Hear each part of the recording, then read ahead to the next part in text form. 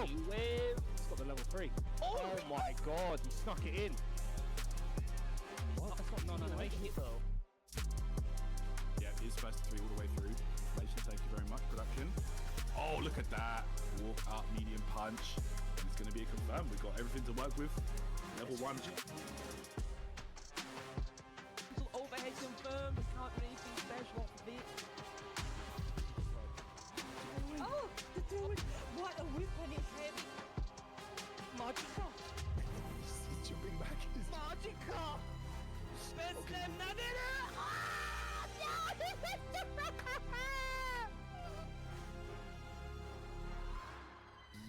Wait, he missed it? Did he miss the input? Or was he too far away? I can't tell. No, Level 1, that's it. Oh my gosh. Crimson tried that 1 or 2 times. Kusanagi's been aware. Anti-airs.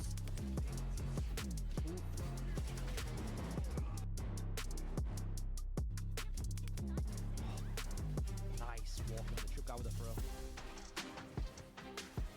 Yeah, it's plus the hit meaty, good awareness, mutual burnout. Of course he's blocking and he's got that drive. Overhead! Oh my god!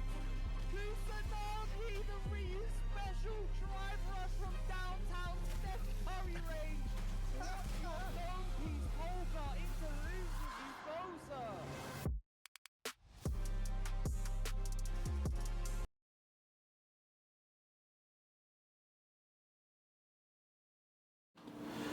What is up, everyone? It is time for the World Warrior France Monaco finals. We had 5 big brackets into the big finals today, and it is going to be time for the finals. I am joined by a man like Shoryu Sengen. How is it What's going, going on? Yeah, I'm good, man. I'm good. How you doing? I'm all good. I'm being told that my mic is bad. Mic is good. Mic is good. Okay, sorry. My cam exploded. My cam Also, tried to sneak in. Your stream exploded. I don't have a stream to see at the moment. Wait, oh my god, guys, everything is exploding live, but no, nothing, don't worry. Don't you worry, Abe. Guys, chat, shout out to all of you. How is it going today? Let me know. I am joined by, of course, my brother, Sengan. It's been a while. It's been a while. I'm happy that we can do that today. Big bracket, only one coming. And it's pretty much all the finals, right? I see that man like Juicy Joe qualified yesterday. Yes, yes. I'm like, shout out to Joe, but I'm also sad for Phenom. Because yeah. I mean, but it goes to breaks. You know, Phenom has had the pleasure of being in Capcom Cup a lot. And it's good to see Juicy Joe qualify through the online circuit. You know, Phenom's not out with a chance. He's still... You can still qualify through SFL, no? No, SFL is for... Oh, no, that's for next year. It's for the year following. Yeah, I'm so an idiot. he would need to win this SFL. Done. Yeah, exactly. So yeah, it's pretty much... Yeah. Exactly, it's done. So unfortunate for Phenom, but you know, that's the competition. And to be quite honest, I think it's healthy because he's been pretty much winning his region all the time. So it's good that there's a bit of difference. Right now, we got 8 players coming up on this tournament, and this is going to be our bracket. We got Kusanagi, Alphen. We got, they're already in the lobby, actually. Man like Kusanagi and Alphen. We got Mr. Crimson, of course. I don't know if he's the favorite. Is he the favorite? Would you say that Crimson's the favorite? Well, I don't know. You'd have to go by the standings, no? Surely Kusanagi would have to be the favorite based off of the results this year. It depends how you're looking at it. If you're looking legacy-wise, then probably Crimson or Kilzyou, yeah. But yeah, I don't know. How do you score it? I think it's way too hard. Because, like, bro, Kusanagi has been on one lately, right? Like, he's played ridiculous. He won the last bracket with Terry, not even Ryu. So oh, really? Yes. He's showing that he's got that character depth as well. I think, like, the last bracket, I think because he was already qualified and I think secure for winners, he tried to just play it fully with Terry. And he won. Okay. So I think that was a good way to show that he actually has another character. Kilzyou, obviously, Mr. Crimson are both looking super good. Kilzyou had a great performance in China for the last CPT. Pulga Beslem, you know, the rising stars as well. Valmaster, we know him. Baki is probably the guy people are the least familiar with, you know, in this bracket. But that's exactly what we want, you know. We need to take a look at who can upset this. And I'm not gonna lie, if I have an absolute dark horse in this, it's probably Alphen. Like, Alphen. Yeah, Alphen is super strong, man. He likes to play really strong footsie based. He's got a really good understanding of his fundamentals, but he does play Cammy more on the ground than the traditional Cammies we see in Europe. And he plays with extreme confidence. So I'm looking forward to see how he does in this bracket.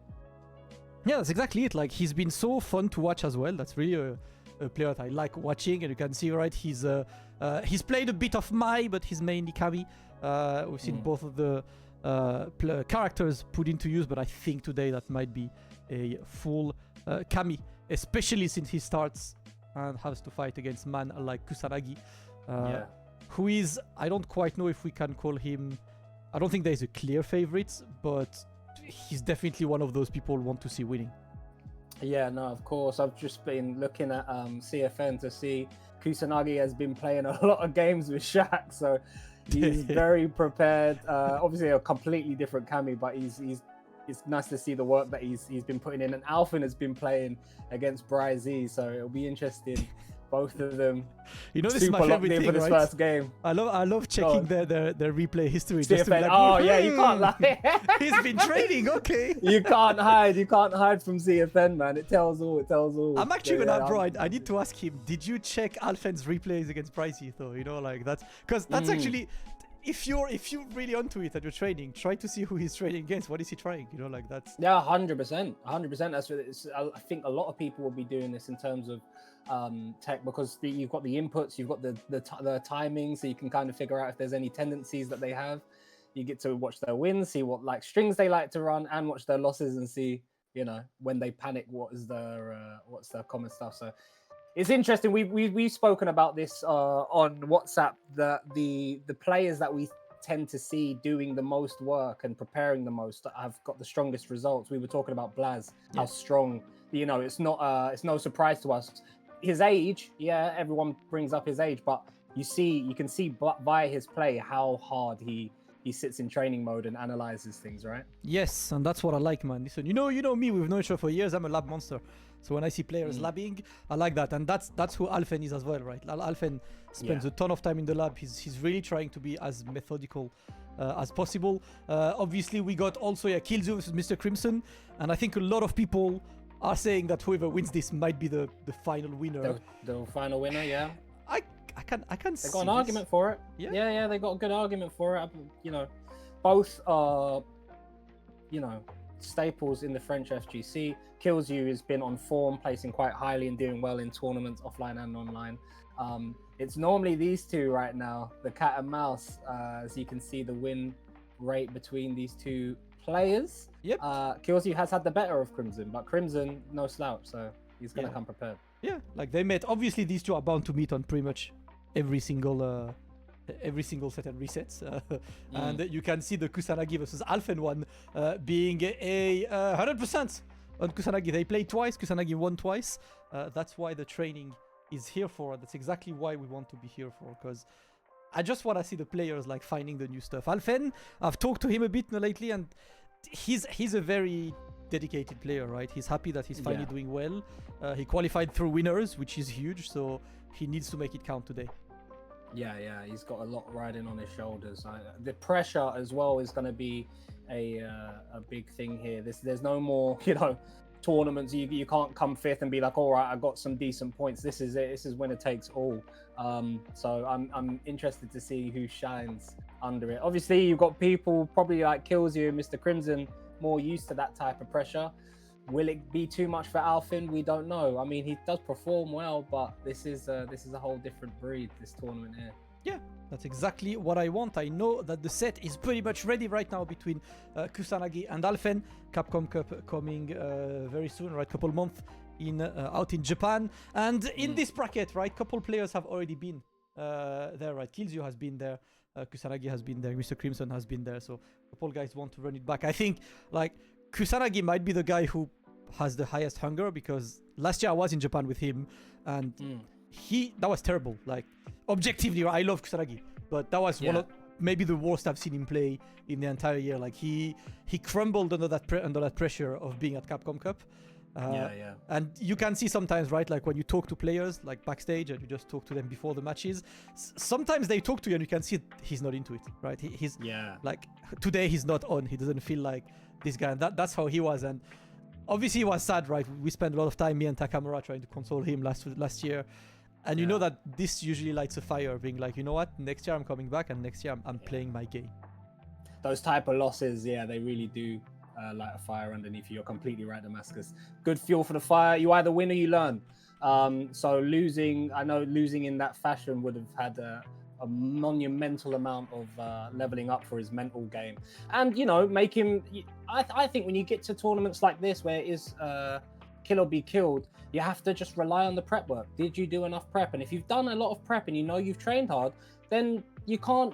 The results will be what they will be, you know, let the cards fall where they may. So you can't put too much on yourself. I feel like when players, speaking of myself, when I've entered competitions and I've looked too hard on the win instead of just relaxing and being like, I've done the work, what happens will happen, and I'll just be present and see what's in front of me.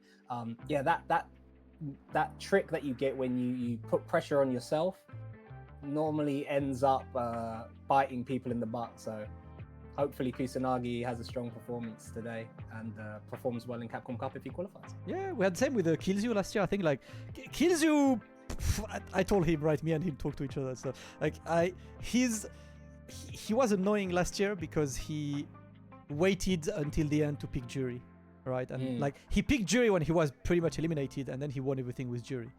And all of us was like, pick your character, man. Stop putting... Like, he realized, like, crap, man, if I simply picked her earlier, maybe, you know, like, you start to run these scenarios. So he definitely felt like he could have been moving forward, but he did not. So plenty of experience with this. I see that the players are finally clicking on ready, guys. I think with all this, we are pretty much good to go. Waiting for the battle to begin.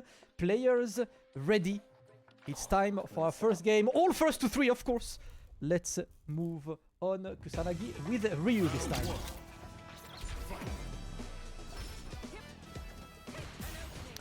Let's go. Kusanagi, Alphen, it's Ryu, Kami. That's exactly what we expected to see anyway.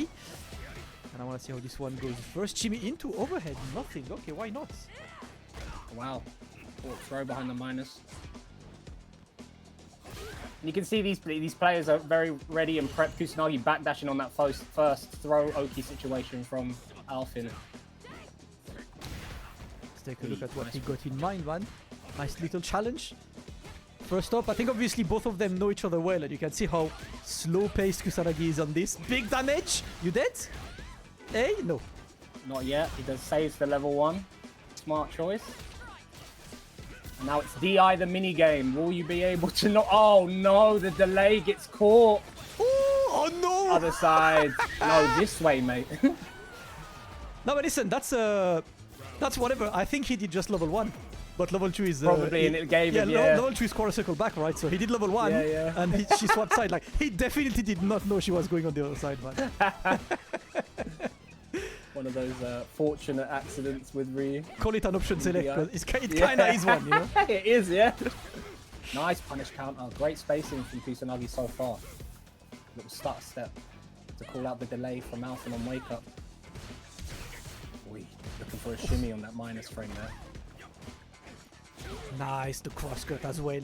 On point. Ooh, goes for the delayed perfect parry on this. No DP, but at least he's in the corner. Yeah, Kusanagi was fishing for something big. Alphen did nothing. And this is horrible for Kusanagi now. Alphen got him caged. Throw loop time. Second one. Do it again. Brother, you know, like I'm always feeling like this. When the throw loop starts, just do it until they take first, you know? Until they do, yeah. Like, just make them take once, right? I was going to be able to close it out. Yes, sir. Very interesting from Kusanagi, though, in the corner where they had that stare down. He literally walked for about 30 frames and just grabbed him. He said, all right, enough of this staring each other down. You're scared. I'll take the fight to you. Alphen's had to spend all 3 bars, though, to close that round out. Yeah, necessary spend, but now we got to do it with less damage, while Ryu has the absolute shotgun charged. You know how much damage this character can do. Charging the next engine. Very true. Any touch can be big cash out for Kusanagi. Oh, surprise dash catches Kusanagi unaware. Alright, nice spacing. Yes, sir. Staying right where that crush medium punch would whiff.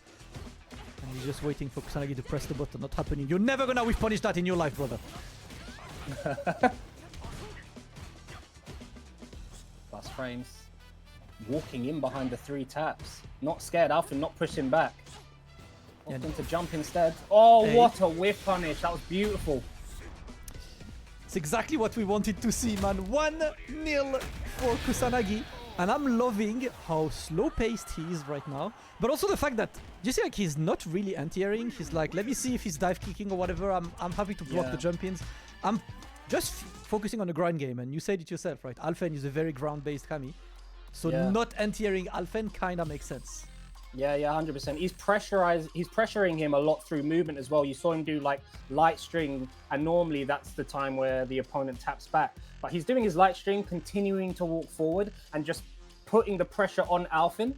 He did it enough so that when that last interaction that happened, he walked forward, slight walk back, and Alphen happened to press. He was immediately ready with the whiff punish. But that was from like 3 or 4 interactions where Kusanagi was just constantly in his face, bullying him.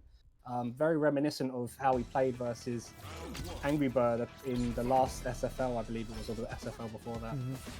It's very good with his spacing, this Kusanagi. Love to see it, man. And I've definitely seen him stepping up lately. My god, man. Too hard to get ready to convert this, but he gets the big punch up and now sent to the corner.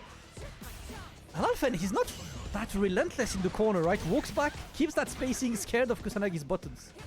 Yeah, he's giving him a lot of respect. Look at that, the brazen walk forward. Kusanagi. Alphen, it's a bit too obvious that he's playing timid here. You know what I mean? He's kind of playing into Kusanagi's hand, giving Kusanagi all of the confidence in the world. It's one of the things, right? It's player experience as well, right? Alphen tends to usually play slow, but he's not really changing the pace that much. When Kusanagi goes down to his level and is like, I'm fine playing slow, Alphen has to answer at some point. Yeah, look at that. Just not in. Oh, my babies. Nice anti-air. And that's the first DP of the set, right? He's like, okay, Yeah. you're done jumping, bro.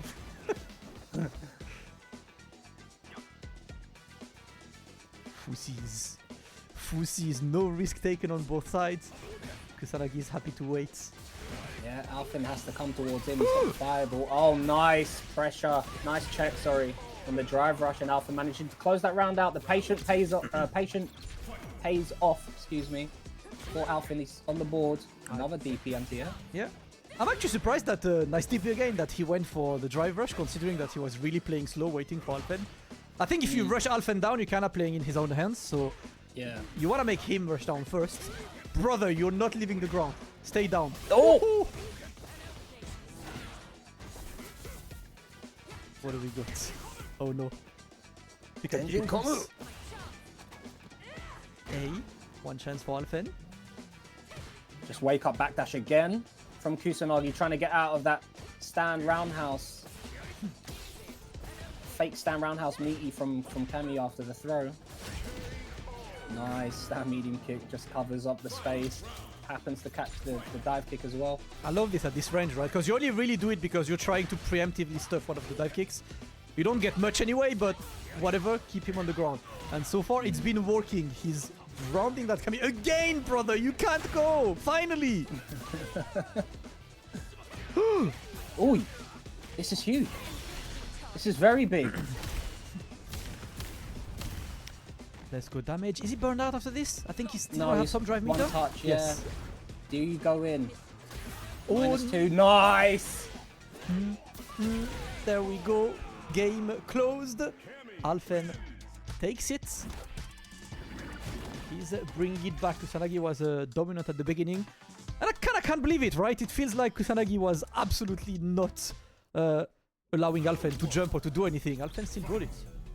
Yeah, I mean, I was very fortunate with that crouching medium punch there, counting it. It just was like 2 heavyweights standing in the pocket.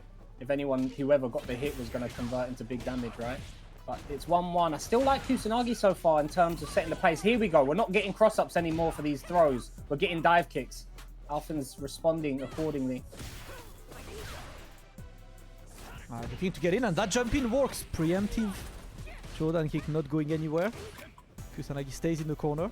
And he's still walking back, you know, like that's how much he's happy to stay there. Down back and chill. Hit the throws. Let's convert. Trying to call out a dive kick. Now the perfect parry. All the answers are there. He's going to be able to convert and kill with this level 2. Exactly enough, I think. Yes, exactly enough.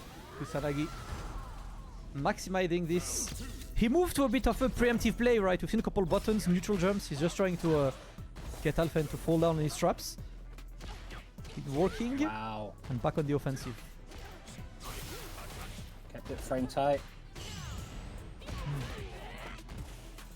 That's perfect parry from Alphen. Wow, wake up. Oh my god. Oh my god. You know he could have killed, right? Yeah, he's gonna kill regardless. He's killed this time, yeah. I'm just like, brother, he was mid-range and press standing fierce. Who does that? Just got Alphen down to a T. If I'm Alphen, I want to see him stand his ground more. Try and maybe muck this up a little bit because he's just constantly backing up and it's putting Kusanagi in the perfect position to counter jumps. Perfect position to apply pressure and back him down to the corner. Stand your ground a bit more and play this close pace game and try and get something going. Here we go. Let's go. Of course, chat, it's all first to 3. It's World Warrior Finals. We get more games. Alphen has got some time to adapt. Woo. There we go. Make it a scrap, Alphen. Yeah, cash out, of course.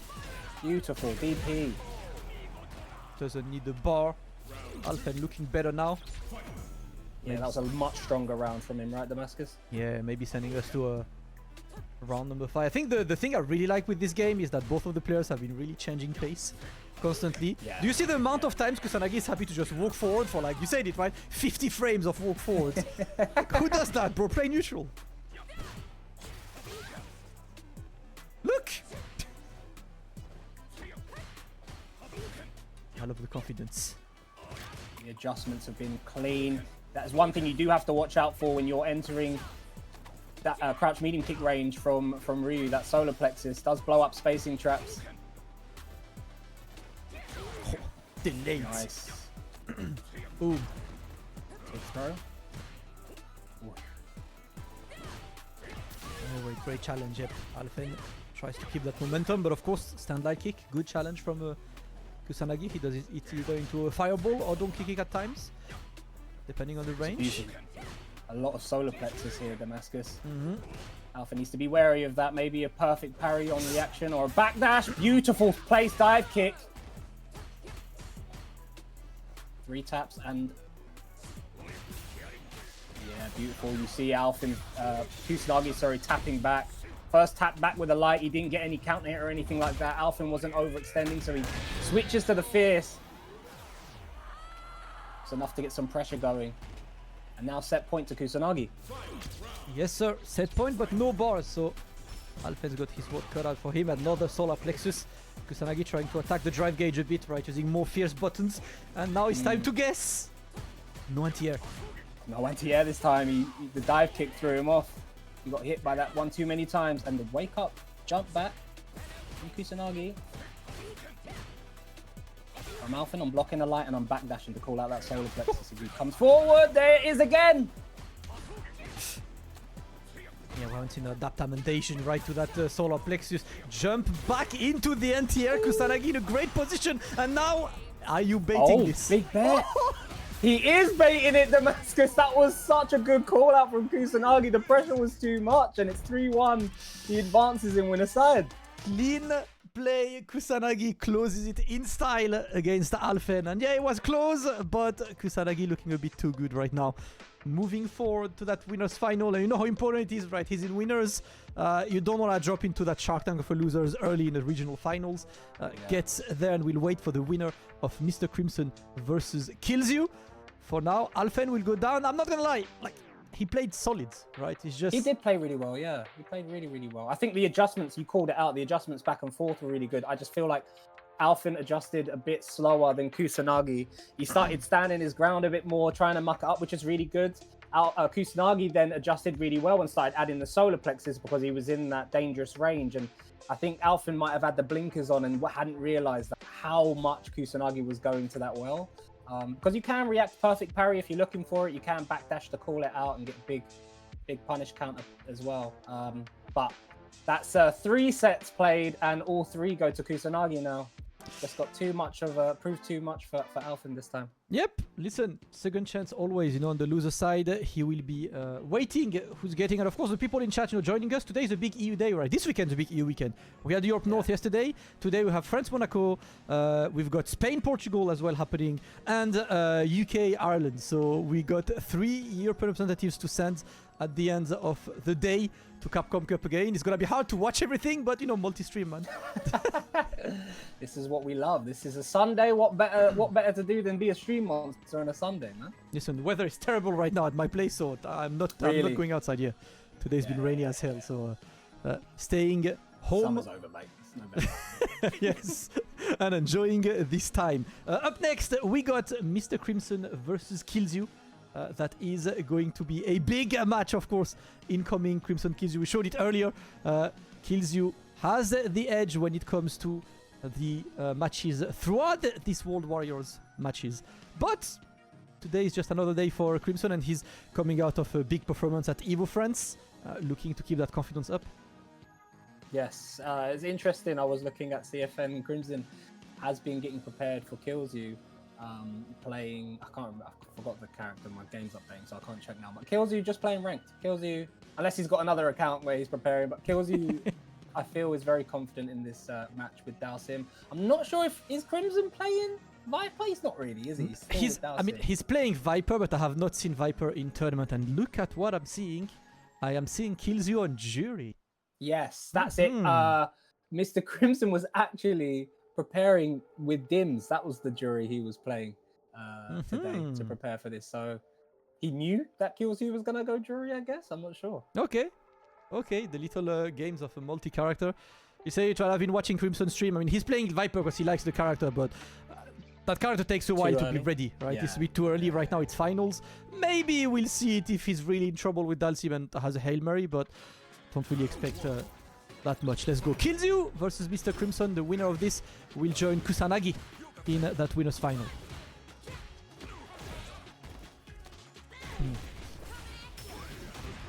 Oh, wow. What a huge call out. Drive rush into jump. Knew that Crimson favors that drive reversal and wake up. bro, that was the strongest player knowledge interaction I've ever seen. First interaction, Damascus. What the hell? I'm actually shook. This just shows the wealth of experience these two have against each other. Because if you watch Mr. Crimson, you know that even since SF5, right, he was a V-reversal enthusiast in 5, and he's a drive reversal enthusiast in 6. So starting this way is just a huge call out in the playstyle. I love this. Kilzyou did his homework. That is absolutely crazy, bro. Look at that, the walk back to space. That's 2 dive kicks now been outspaced from Kilzyou's great positioning. Nice punish for that. Happy to take the trade. I like that. I think ready it's after the tech. I don't know the frame on this, but that looks mad plus regardless, right? If you get that punish counter and still get hit by the fireball. It looks like there was still a meaty behind. Yeah. You could tell as soon as the tech happened and he saw the OD Yoga Arch, the roundhouse came out straight away forward. Don't know if that's forward fierce or forward round.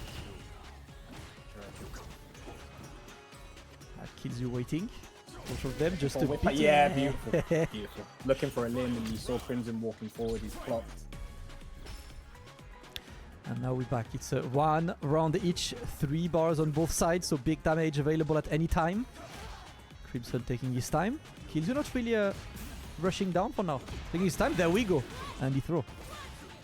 Yeah, you can see from Kilzyou's movement that he's trying to walk out of the limb range and counter poke with a drive rush. But the thing that's so good about Mr. Crimson, he's not like a Dalsim player that just likes to spam stuff. He watches your movement, and if he sees you walking back, he's very happy to just hold forward and then press his button, you know, force you to block. And the drive meat is looking mighty low for Kilzyou now. Oh, nice one, gets the conversion as well, and now he keeps the pressure on. Little shimmy attempt. Crimson is not gonna bite that bait just yet. Not pressing buttons on defense gonna be very important. We keep the pressure on as well. Oh no! That could have been much more, Sengen. much more, but he will take the knockdown, he'll take the corner. Anti-ice. Brother, there is no throw in these situations, right? Both of them scared as hell, and he's going for the cheeky DI reset. Kilzyou. Surprises Crimson.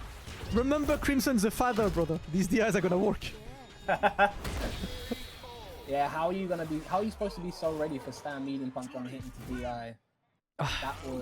That was such a cheeky reset behind the perfect parry. I would have been more surprised if Crimson countered this because it felt so unexpected. Oh my god, he's done that every time. Pulls out the dive kick. Spacing on points. Let's go. Kilzyou immediately trying to capitalize, right? He wants to keep that momentum up, so started this one. My god, what a challenge. Wow. Crouching medium punch beating the limb. Oh my god, and the stand heavy punch is so horrible. Jury stand heavy punch in the corner is nasty because you can't crouch block it or stand block it. Some moves, like some heavies, you can walk back to stay out of range, but the hitbox on that is so great, it covers both. Let's see if we can keep going on this one. Kilzyou has been right on most choices in this match so far. Look at this, the challenge is clean, and he's really putting Crimson under pressure. Crimson looking for space. Oh no. Oh my god. Can't believe he challenged that drive rush behind the float fierce. So plus. Okay, we block those. We block those, but he's starting to be emergency mode because he's low on drive. Yeah, so you see the drive rush behind the stand heavy punch from Crimson. He doesn't like this corner, and he's being bullied here. The level 3 is going to be built, and that's going to be 2-zip to Kilzyou.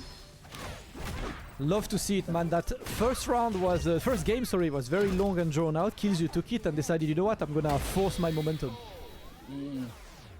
Kept it successfully. It's 2-0 for man like Kilzyou. And now Crimson, good luck. Need that reverse sweep. Oh my god. So smart to immediately jump after the whiff crouch medium punch. He's like, no, I'm not looking for limb anymore. I'm jumping in your face. Crimson again stuck in the corner. We've seen this movie before. He's got to slowly work his way out. I'd like to see maybe some more fireballs from Crimson instead of these limbs. That's it. Cover the space with some yoga arches, some yoga fires. Alright, finally Right a bit now, of offense. Sorry about that, Damascus. No, it's online, man. It's too hard to not talk at the same time when you're online. When we're next to each other, we can grab each other's neck.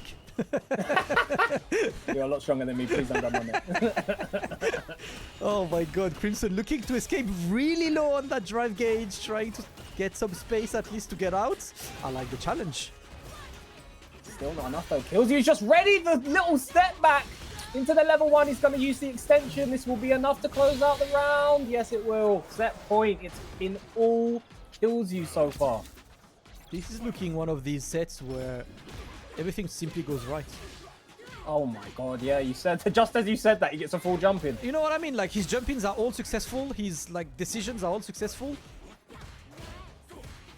This is really the moment where you have to stop playing ranked. You know, that's when the MR downward slope is starting. Okay, trying to get a little bit scrappier now, just a big DI call out. Even that bait didn't work. He's almost got level 3. Oh my god. Be careful here, this Crimson. Still, Kilzyou is still a threat. 2 throws. Can take 1 more of these. Okay. Can't take that though. I was scared for Crimson there. Okay, I don't think the situation is when you try to DI, you know the opponent's looking for this first. Crimson knew. First match point saved. Again! Sengen, everything he does is the right decision. Finally a perfect parry for some momentum. She's just got too many options that she can throw out to throw off Dalsim's counters. Oh, almost had it. Nice empty jump for Kilzyou, maybe trying to look out for the perfect parry attempt on the anti-air. Yeah. Crimson is too smart. These guys have played each other too much. Unhand me. Challenge is on point on Kilzyou's sides. Crimson looking to close the distance a bit. Wants to be the one leading the dance right now. Crimson playing a bit more safer now frame-wise. You see him when he does that yoga float heavy punch. Nice conversion. Going immediately into a button because that drive rush check, I think, annoyed him a little bit from Kilzyou. Great positioning, but still dangerous. Kilzyou is still dangerous. He's got that CA, and the drive meter is slowly coming back. Nice challenge back from Crimson. Saves it. 2-1. Gets it and makes it work. Listen, that might be the beginning of something, Sengen. It was convincing. Yeah, after big 2-0, he's adapting. He's looking to make it work. Let's take a look. Crimson looking to continue that momentum. Kilzyou back to the drawing boards. These limbs are so risky though from Crimson. They're so risky, these limbs. You could smell it. Kilzyou was on it. Now the corner. Goes for the meaty. No jump for you. Escape. The trade. Yeah, delayed jab to get that challenge on the teleport. And this time the drive reversal is going to work. Remember that early call out from Kilzyou, but not going to go again. It's been call out after call out anyway in this set, you know. What happens when you play together all the time. Woo! Whoa, oh no, unfortunate from Mr. Crimson. That was such a great check. Could have been way... There we go. More projectiles, please. These limbs are giving me heart palpitations. Nice, double jab. Kilzyou is challenging straight away after blocking one tap on a drive rush.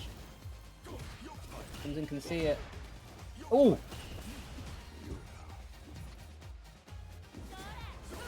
Okay. How much can you get with this? Okay. Just going to keep it as plus as he can, man. Gets the throw as well. Kilzyou now in the corner. Needs to find the way out. Of course he gets his way out. Oh god! Oh god, it reset! Oh, he gets the kill. I don't think he wanted that DI to connect, right? I think he wanted more, but didn't realize he jailed the opponent. Kilzyou offers himself 2 match points now. Crimson time. Kilzyou had no business winning that round. That jump out was everything. Sit down! Yeah, the Goomba stomp, man. It hits. It just hits. It hits center. It hits like the top of your head. Where did that hit? Yes. Exactly. Let's go. We go for the level 3 though. Crimson wants to secure that round ASAP. Going to put Kilzyou into burnouts. Nice one. Again. Crimson challenging straight away. Again challenging straight away. Kilzyou being legit with the friends. Again challenging straight away. Kilzyou sees through Crimson's defense. Nice drive reversal on the stand heavy punch. Get out of that corner, Sunshine. Let's go. Kilzyou taking some... Oh, what an interaction, man. So risky. One touch, next touch hits, next touch wins. Does this one win though? CA, No, I don't think so, no. Ah, Oh! the DI! No! No! He's not done! Crimson once again has a guardian angel waiting, and that Shoyu Sengan dies on stream. Kilzyou stays alive. How is he doing this, man? How to get away with murder, Viola Davis, blood. What the hell's happening? Ah, the shimshab. It still all kills you. Alright. Plot armor activated for a moment. He's challenging. What a jump as well. Gets the conversion. Kilzyou. No bars. But he's motivated to put Crimson into that corner. He's low on drive now. Gonna use that charge trying to put Crimson in the moment where he needs to take that one decision to survive. And the decision is gonna be the wrong one. Kilzyou secures the win, but man, I got scared for him. What the hell happened in that corner? What happened in that corner? I need to VAR. We need to VAR that. Oh, that was crazy. What a strong performance from Kilzyou as well. You can see why he's why I didn't see any preparation from him playing any Dow Sims, because he's got that match sewn up, mate. At least versus Crimson. That was crazy. My god. Kilzyou will be moving forward. Kusanagi versus Kilzyou will be our winners final. And on the loser side, Crimson will be facing the winner of Pulga versus Beslem. Couple matches on losers, of course. So far, great matches to start the day. And these are the next few matches that we have. Of course, we're going to move to Pulga versus Beslem. And after that, Baki versus Valmaster to close this round 1 of World Warrior Finals. That winner side has been exciting as hell. But you know what? I'm kind of more interested in the loser side just because it has the names that you're less used to, you know.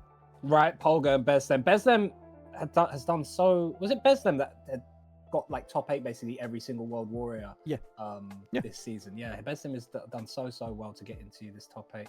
A lot of strength shown from his side. And Polga. Polga, I believe, plays every character under the sun, right? Yeah. He's like, every time I see him, he plays someone else. So it's it's really the one. You know what? He joined the lobby and he's on Akuma. I've never seen Pulga on Akuma. But lately it's been Bison. So I expect to see Bison. from Pulga. Hey, I've Best not Lem seen Akuma. his Bison. I know I have seen his Bison. He's got Bison, a Luke, Mhm. a Ken, an Akuma, a Zangief. Ryu as That's well. all I saw him know. with So, the- oh, Ryu as well. Yeah, of course he Yes. does. Why I not? mean, if you play a Shoto, you have a Ryu, right? Like it's. You have everyone. It would be yeah. stupid to not have a Ryu if you play a Shoto. He plays Street Fighter the game. You know, exactly. So that's the one. Pulga pulling up with Bison, Beslem pulling up most likely with Akuma. I don't see him going for anyone else. And Beslem has been, you know, as you said, right, putting in work, always doing good results. But one of the key things that to me changed with Beslem is that last year he got lucky enough to spend about 2 months in Japan, and he just spent them grinding the game. Who did so? Beslem. Beslem, yeah. Beslem. he, Okay, cool. Yeah, he had that little. He had A that great little pilgrimage. luck of like being between jobs and knowing that he had some free time. Like, you know what? I'm gonna get there. And I swear this guy came back like transformed. He's like, all right, Of course he did. he's for real. Japan. What account did Kilzyou and Mr. Crimson play under? Because it's not the normal Kilzyou and Mr. Crimson account, it seems. I'm It's trying to find the VAR of that match. that definitely was it. Like they were Was in it? lobby. Yeah, they were in lobby with theirs. What the hell, man? Is it? It's because it's well, hold up. No, even in the private custom room, do you see the replays? Do I say the what? Do you see the replays from a private custom room with the passcodes? No. Yeah. Oh yeah. You see the replays with the private customer. Yeah. Yeah. CFN shows you room matches. Yeah. Anyway, I'll check it out later, I guess. But right now we do have Polga versus Beslem. It'll be interesting to see who. Well, but you said, yeah, Polga's on Bison. So Polga going with the Bison, Beslem going with the Akuma, right? Yeah. And you can see, look at that character usage, right? m.bison, Ken, Zangief. He's just rotating characters, man. He enjoys the game, and he's just showing why. Crazy, absolutely crazy. Be interesting though, because Akuma doing absolutely huge damage, but Bison has more health and does just as much damage as Akuma. So Beslem's defensive decisions are gonna have to be on point in this match. Yep. Let's see how this Hope he one doesn't goes. get the bomb put on him. Yeah. Oh, he's a It is time. legend. I like Beslem. This is, you know, like before the Japanese inflation hits. Yeah. You enjoy your like 2 weeks of legends, and then you never This is see a it Twitter again. legend, right? I made legend, guys. Only Amazing. 8 people are unranked right now, but I made legend. Don't look at the MR. Just look at the legends. You know it is. Oh no! Big Huge. attempt. Yeah. Wanted to go for the big one. This time we block. Alright, man's going for the big anti-airs. Yeah, you're staying in the corner, man. Still not used DI, even though it's guaranteed so far. 3 Yep. damage. Here we go. You know what? I Okay, respect that. He waited for that bar to be as close to level 1 as possible to use the DI. Like, let me get the chip damage first and use the DI at the last moment. That was smart. Backdash into drive rush from Beslem. Using movement, backdash into demon flip now. Using movement to try and psych out Polga. Also, the backdash is good because it counters scissors. In case they scissors, you're ready to whiff punish. Alright, Oh. trying to, but yeah, it's gonna get big damage right there. Pulga looking to make it count, man. Pulga got qualified to this after being tied with Kwangster on points, and a tiebreaker on placements got him ahead. Oh, really? So that was kind of a last minute, like he was stressed at the final World Warrior because Kwangster did well. But thankfully for him, Kusanagi stopped him. And now he's here looking to get this final drive rush overhead. Sutorito Fighter Shiksu. Bloody hell. Was from a mile away as well. Antia. He grabbed. No, he didn't. He parried, baited it out, and this is huge. Can he You're kill dead. after this? I think you're dead. Yes, Akuma, of course he can. Of course. He still had drive rush to spare, bro. He could have level 2'd as well and then used level 1 and My man healed was that like, life away. I have 75 rods available to kill you. Which one do I pick? Oh, let's see. Pulga versus Beslem. Beslem taking a convincing first game. Pulga looking to keep the offense now.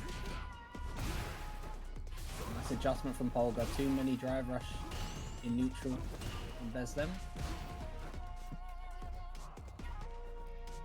Got a stare down, man. No risk taken. No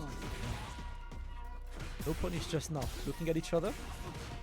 Keep it plus. Looking for. Oh my god! Yeah, that was a bit too hard of a call out. Whiff sweep right there in neutral. Wakes up with the jab. And the challenge works. Nice challenge. What is that? Only +1, I think. Drive rush forward fierce. Let's have a look. Yeah, because -3 was out, right? 3 or 4? Yeah, yeah, okay. 3. Yeah. So whatever Beslem did, it was a steal. Oh, trying to. Nice block.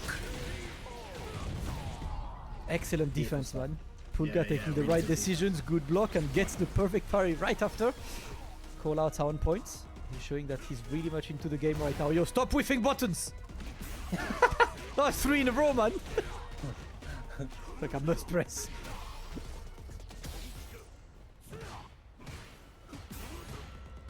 I guess the throw. Tech is successful. Okay. That's 2 techs. He says you're not going to tech a 3rd time. Throws again. Oh, still escaping the 4th time, but this is going to be a big punish. He's going to be able to close this out if he spends. He will. Also level 2 to get the kill. Saves 1 bar for the next rounds. Good play by Beslem. Pulga right now, a damage machine, right? If you set the bomb and you take the wrong decision, you're out, my friends.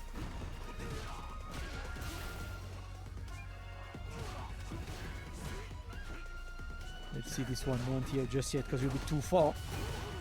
Now we're gonna get some more pressure in the corner. Nice, you can't jump away. Beslem was mindful of this, and you know what? I got a reversal, and that's a big one.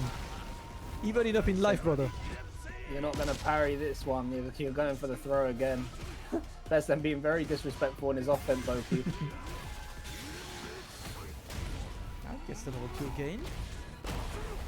Still alive. How much do you get? Yeah, no driver rush, so... Can't take a throw, though. Oh my god. Oh! Nice! Big pickup! Set the bomb. Can't drive rush behind this. Trade. That was actually a great challenge, man, by Super good Beslem, challenge. but he Oh! counters this. No way! How the hell were you so aware of this coming up?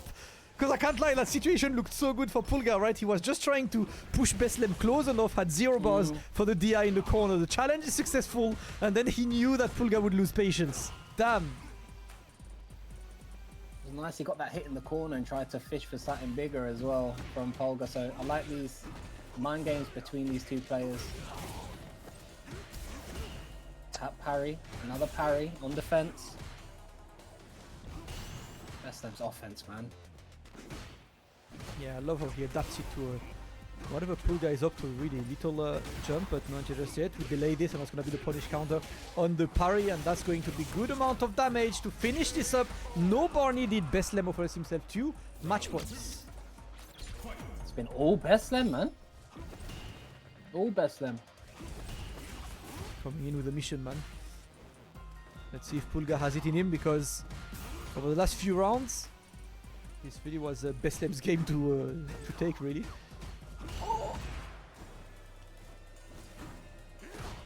He keeps backdashing into these demon flip now, does Beslem. Pulga needs to call that out for big damage. Especially with the air-to-air medium. If he sees Beslem backdash, he has to know that either a drive rush, there's the drive rush, or a demon flip is coming.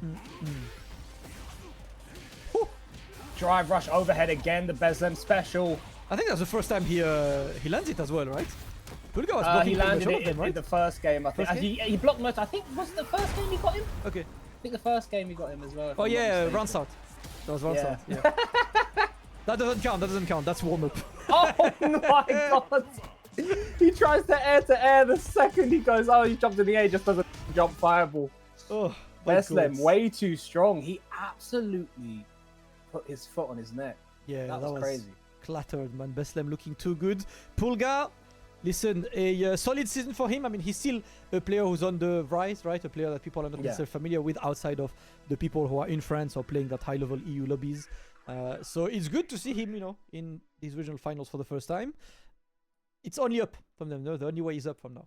Yeah, 100%, 100%. It's got a lot of talent in France in general, and it's good to see, you know, these new challengers coming through and representing, and you know, making it to the regional finals is a big statement. Becoming the top 8 in your country, in your region, to make it into these regional finals, regardless of how you do, I know everyone here wants to get first place. It is puts you in good stead, especially if you're the young guard. Yes, sir. That's pretty much what we want to see. But now we're moving to the final match of this round number 1. And that's going to be an interesting round, right? Because it's between, obviously, Valmaster. I don't think anyone needs to introduce Valmaster. You know who Valmaster is. But his opponent, Baki, has been a very strong rising Rashid player. Right, joining the competition over the last few months. And he's been doing better and better. Got a couple great performances throughout the World Warrior, and now has a chance to take it on Valmaster. Valmaster, who's been rotating around a lot of characters, but we've seen him a lot with Elena lately. Yes. Elena, one of the new characters, very tricky. She has a lot of good spacing traps. And I believe Valmaster, it plays into Valmaster's game plan really well. No fireball to control the space like we're used to seeing with Chun-Li, but I think Valmaster has started to get used to characters without fireballs because he played Kimberly for a bit as well. Yeah. So yeah, I'm interested to see how far his Elena has come, because got a pretty strong Elena already, and the character's hardly been out for any time. But Baki, very rush down heavy Rashid player. A lot of confidence behind him. These are both legends, Twitter legends. Let's see what happens in this first of 3. Let's take a look. It's immediately put in the corner by this Rashid, and we'll see a bit. I feel like Elena has been getting more and more representation lately. Yeah, you got Dogora. No Link Excello plays in France as well. Yeah, Leshar has been cleansing her, at times. Leshar as well, yeah. Yeah, the character. It's honestly, for me, Elena, I feel like it's a character I still can't really wrap my head around. Like I feel like I don't still understand the character. She's there, and when I face her, I'm like, what is she about? What's happening? Exactly. Bro, I have that with Terry. I know exactly what you mean, bro. But I just feel like I have to play this character and beat them with my fundamentals, but I don't actually know what's happening on the screen. The thing with Terry is I have this, but that's because Terry has a million tools and it's just up to whatever the player decides. Elena, I'm like, what is she doing with her tools, man? Like, what am I even expecting there? So I want to watch more of that character, man. As much as I have a Street Fighter 4 PTSD, I think she's cool now. Oh god, me and you both, brother. Yeah, she's really good at these little spacing traps off of her strings. They leave her at a beautiful range where she can still hit you, but you can't hit her. Scratch a wheeler. Nice reaction. Oh, wow, wake up. Spinning mixer, man. This is elite. Bro, you know what name came to my head when I saw this? You got Daniel Dillips. Oh my days. Those of you in the chat don't know Daniel Dillips, he is Rashid incarnate. He's Shin Rashid, bro. Street Fighter 5, you saw his name come out, just unplug his stick. Gonna be able to close it out here with the level 3, yeah. And I'm seeing a lot of people do this recently. I saw this yesterday at Street Fighter League US with, who was it? Someone did wake up drive rush overhead. I don't know if it was Xiaohai. It was someone that was playing a very slow-paced game. A lot of players these days, when they get knocked down, are doing wake up. Yes, they're doing wake up bazooka option, and it's catching the offensive player off guard. Yeah. It's always about trying to be mindful of what the other one is looking for, and what exactly is he not looking for. Valmaster sending back into the corner right now. Yep, trying to get the escape from the corner. Tiger knee. But see, I see shades of not labbing, man, because I think doing stand medium punch after this sounds like you want to be with punish. Shades of not labbing. Listen, I'm here to notice how much grass do you touch. That's what we like to hear. How we like to hear Damascus, bro. Pull these players out. You want to win a melee? You best get in training mode. Whirlwind's still there, so it's enhanced. Drive reversals off. Master can't drive rush without putting himself in burnout. So, plethora of normals though. The low closes it out, and it's 1-0. Clean one, efficient from Valmaster. Yeah. And that's Elena is good at, right? Keeping just controlling the pace of the game. That's what she's trying to do, and whenever she does it, makes it extra hard for you to get back. Gets the double frame kill, but still gets DPs.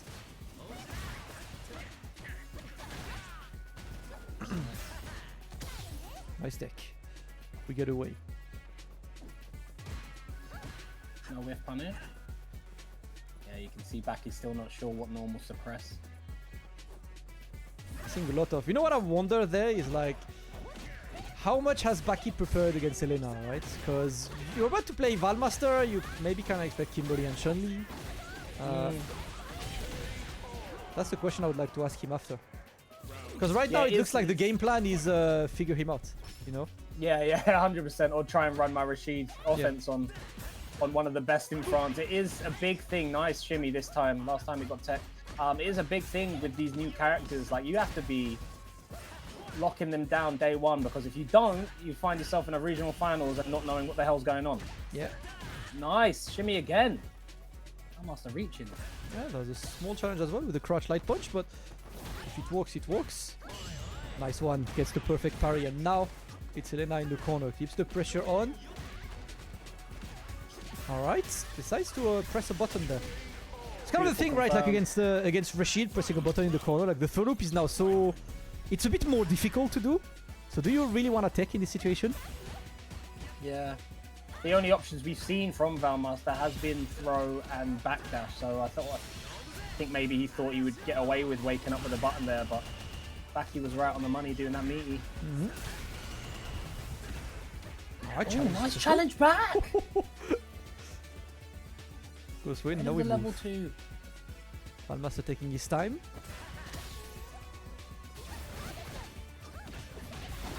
And again, right, so I've seen multiple times Baki whiffing moves after blocking these specials. Like a lot of Elena specials kind of set up a natural space trap, and he's falling into these traps.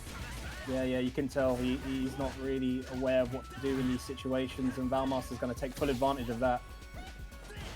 Oh! Good block from Valmaster, I can't lie. What a clutch block, bro. Overhead from there, you're crazy. Yeah, and the 2 bars are ready, so he can activate the storm whenever he wants. There we go! He obliges you. Trying to activate single player mode, man. I don't want to interact anymore. Oh, close enough! That actually works! Oh, that was sick. Okay, what we got set up, you can eat a throw. Oh no. Oh, good to block. bait up. Oh, you're done, GG's. Yeah, G to the G's. beautiful. Listen, I think Baki in the corner panicked a bit and was like, I do not want to be on the defensive end. I'm just going to drive rush and try to force my way in. Unfortunately, Valmaster knew.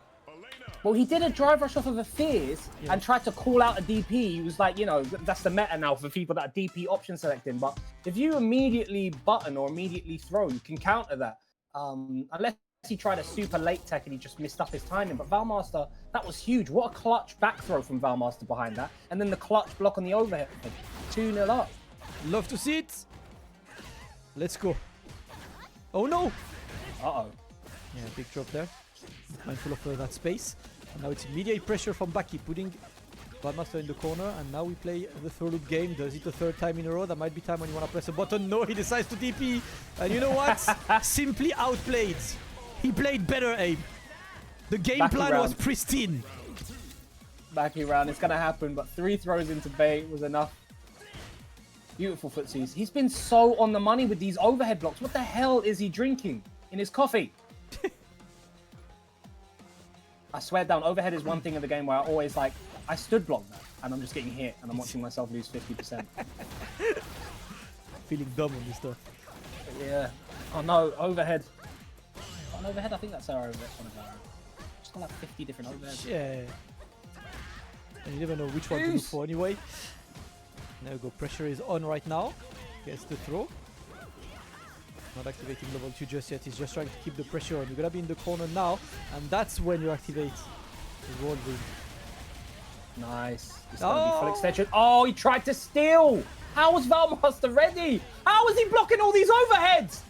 He has not been overheaded once, like I'm the overhead guy. Not sure I play Elena for this, man, but you know what? That's still going to go in Baki's favor. Baki gets his first points on the boards. 2-1 now. He's slowly starting to use the right normals in the space, the crouching medium kick. We saw the crouch fierce earlier. He's starting to understand that, you know, the jabs aren't cutting it. Some of these mediums aren't cutting it out. And here comes Baki in full force.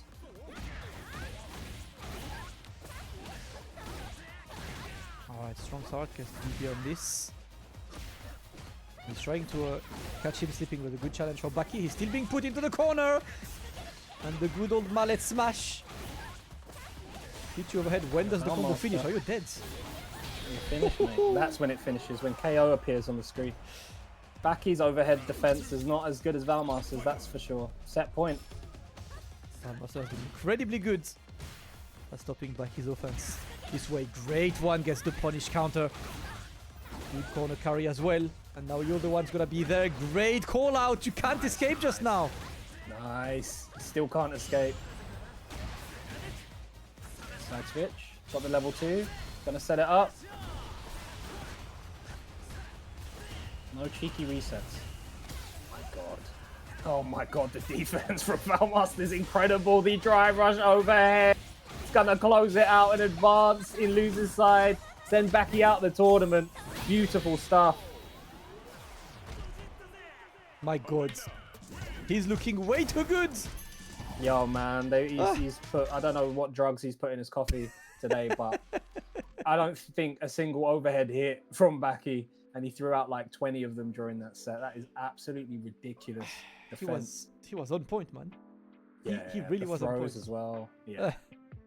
Looking a bit too ridiculous, but Baki out now and again, right? Just like Pulga, I think the main thing is that Baki has shown that he can hang out at this level a couple times. It's the first time that he joins that regional finals, so Yeah. hopefully not the last time, of course. But that's what I want to see. I want to see, you know, it's my favorite thing, you know, in this kind of stuff. I want to see like new players. I want to see more people, and that's the coolest part, you know, of having this kind of competition. But the 2 newcomers pretty much fall down round 1, and now the bracket is the people we know. Yeah, 100%. Good stuff for Baki though, like you said. It's nice to see a Rashid coming out of France performing well. But the old guard rings true. I say old guard. In Kilzyou and Kusanagi are bare young blood and alpha. Yeah. But you know, the people Titans that we're used to seeing in France, they remain. Valmaster, tell you what, I hope people have prepared for Eleanor, because I don't know, man. He could be a dark horse in this tournament, Damascus. For real, you know, it's definitely a guy. And, you know, his wealth of experience, right? He's going to make it work the way he wants to. But with this, so we are done with round 1. The next round is going to be Mr. Crimson versus Beslem, and then Alpha versus Valmaster. Kusanagi Kilzyou is the winners final and will happen a little bit later today. But before that, we are going to go for a quick break to give the players some time, you know, to get ready for the next match. So quick break going, guys. Get a drink, get a snack. We'll be back in about a bit less than 10 minutes for the next matches. See you in about 10.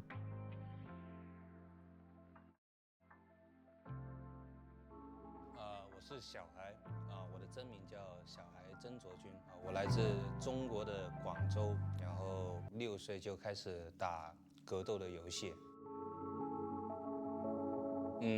很小的时候，我爸带我去打那个，就是去儿童公园。然后呢，那时候有很多的机动游戏我们去玩。然后后面旁边有一个游戏机厅，我被那个声音吸引住了，我就进去，然后看到有一堆人在那打。那时候是少年街霸，然后我就看2个人在打，很有意思，然后我就开始去玩，接触这个游戏了。没有，那时候其实还没有那么早就有比赛。少年街霸先玩，然后后面呢就玩街霸2，其实就玩了几天，然后就很后面就可能过了1、2、3个月就开始玩拳皇94，那时候是96年，然后94，然后中间95是没有玩的，然后到96，然后97才开始认真玩。但是呢，如果真的要有比赛，要到12岁。但是我不是打97嘛，99年的时候，9岁的时候，我97、98已经打赢全广州了，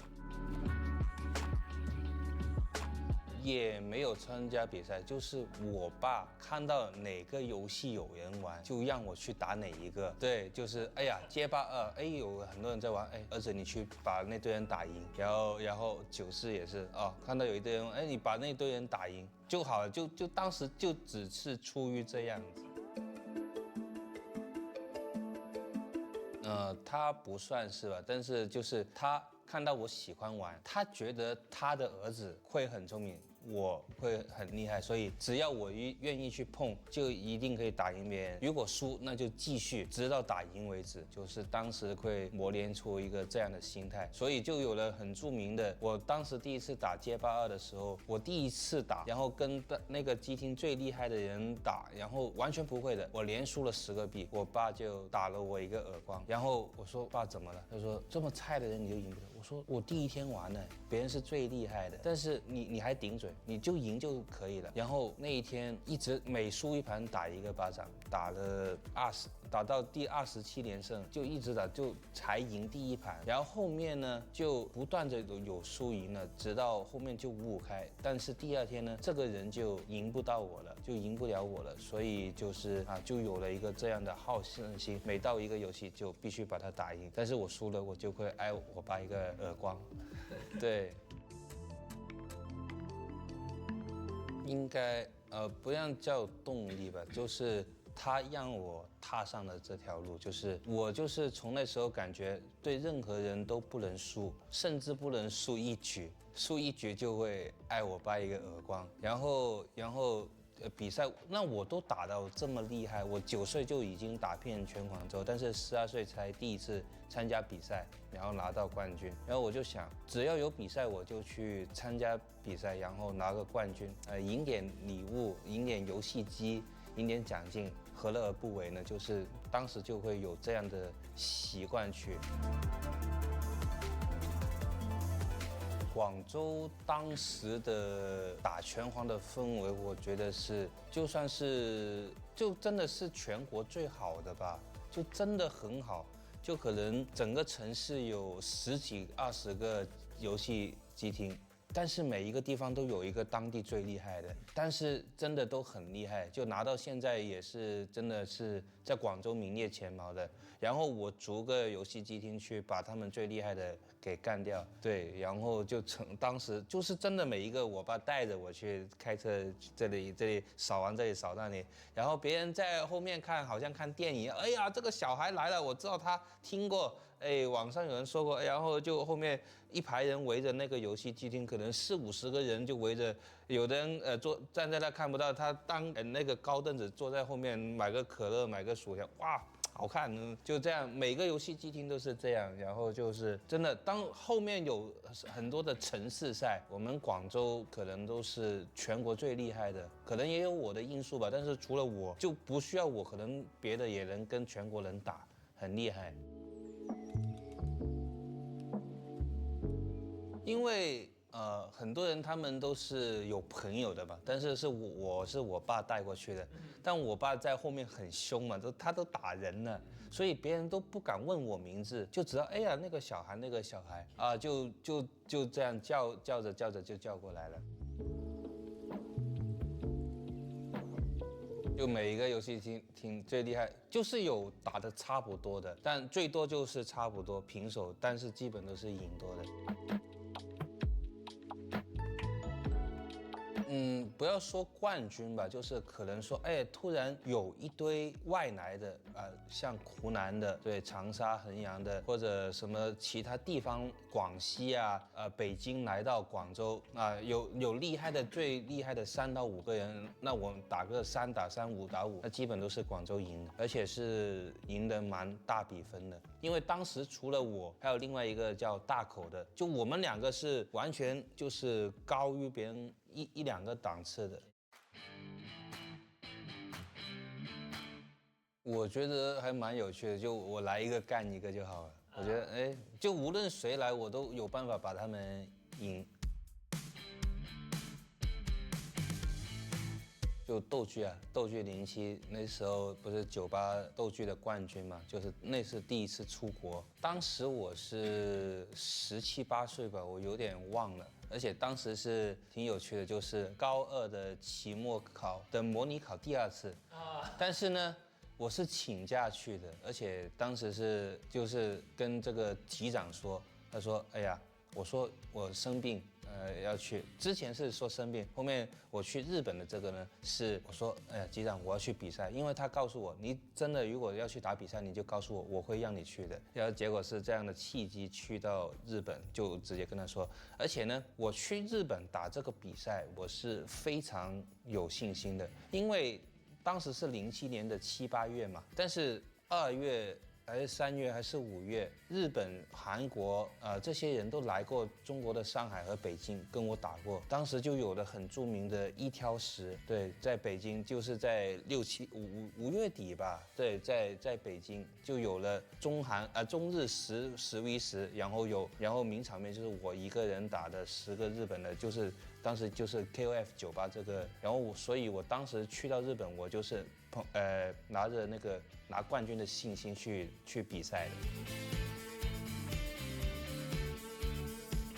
就是赢完这个比赛以后吧，其实并没有特别大的变化，可能就是一些媒体的采访，广州日报的采访啊，电视的采访啊，但是呢，在那个时代，游戏在职业化这条道路呢，并不那么被看好，特别是格斗不一定，可能有其他的游戏可以像 CS 啊、魔兽，但是格斗还没那么大的那个什么，所以呢，那时候有点羞耻于说自己是一个职业玩家，所以我是会说我是个半职业玩家，我平时呢会做其他的事情，有比赛我就去打，对。但是呢，就是这样保持下来还是能赢的。但是我不会说自己是职业玩家，直到后面12、13年的时候去了腾讯帮他们研发一个格斗游戏做了游戏顾问，做了2年。但是后面又变了，直到14年真正的做上游戏直播。那我平时就是游戏直播，然后有空外面有比赛我就去打，那就是真正的全职业了。对，14年。转街霸4其实是08年吧，当这个游戏出来，因为拳皇已经无敌了，想换别的游戏试试，然后不叫说转吧，应该叫双修，就是练习街霸4的同时有比赛就参加拳皇，有比赛也参加街霸4。然后其实我更早出来应该是在12年的时候，我第一次来到 EVO 吧。EVO 我不是打到4强嘛，然后在4强晋级赛的时候我还赢了梅园，对，是2012年的时候。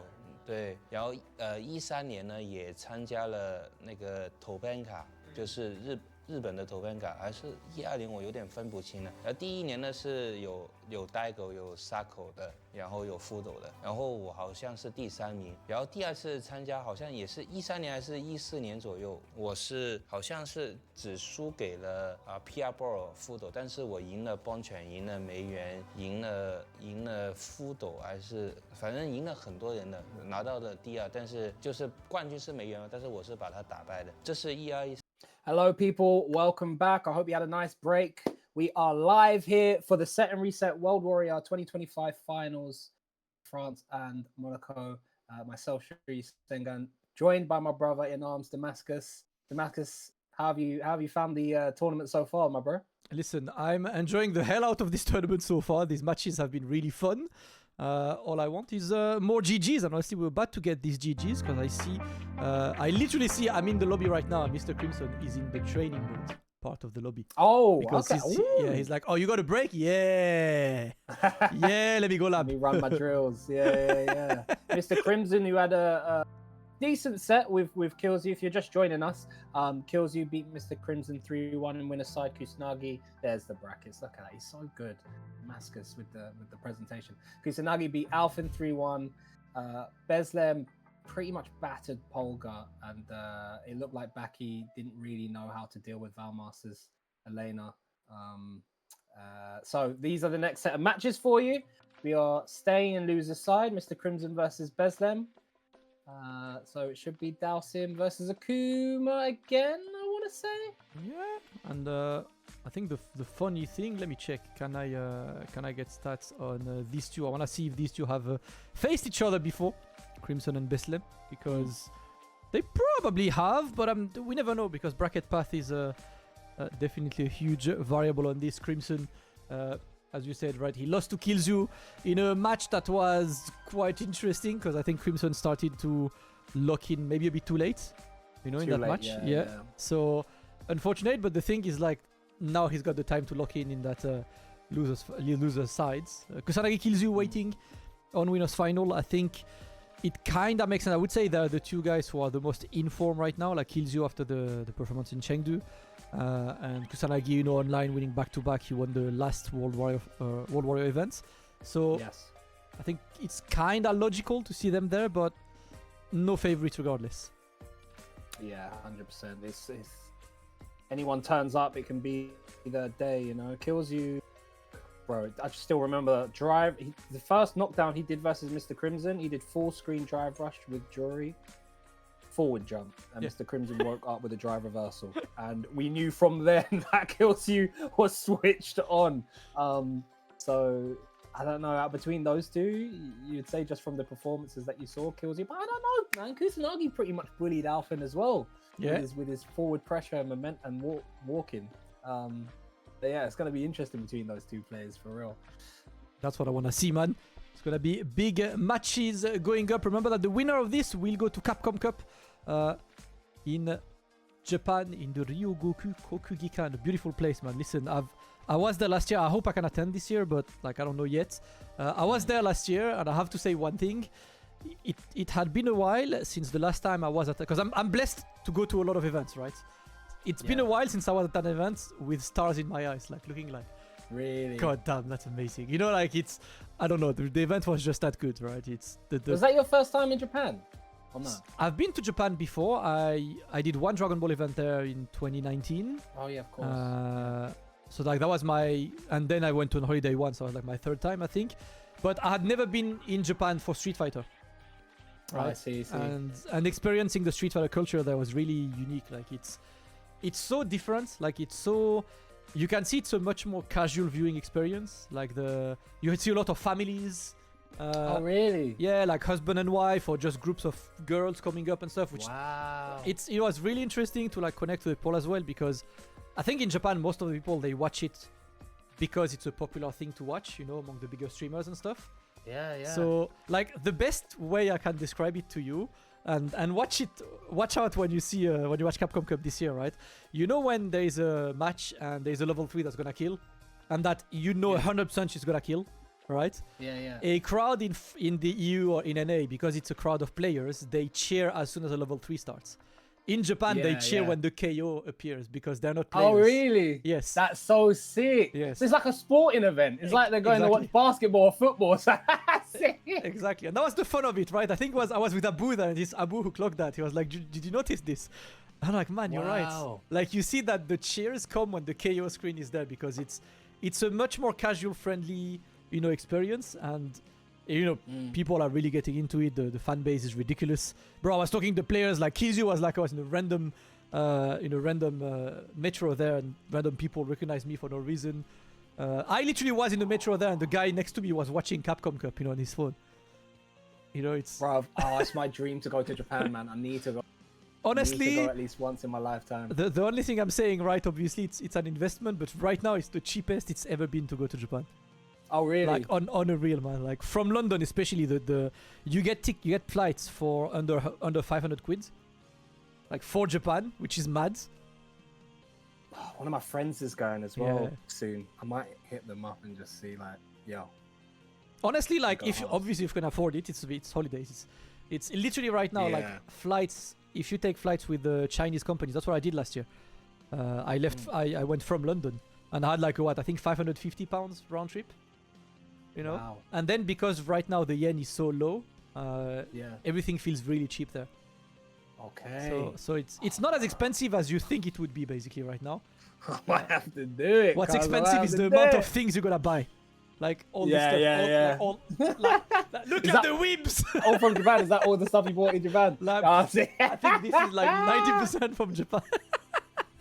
That's crazy. That's crazy. Oh my god. Yeah, no. I want to go Japan and do the Street Fighter pilgrimage. I want to go Japan and check out the hiking and the green tea farms that you see. And I want to go Japan and they have like a ski snow slope that is not 24 hours, but like they have floodlights. You have to finish your skiing at like flipping 3 p.m. You can snowboard until like 10 p.m. and then I want to do the hot spring. Ah, bro, the country's just sick. There's so much to do, man.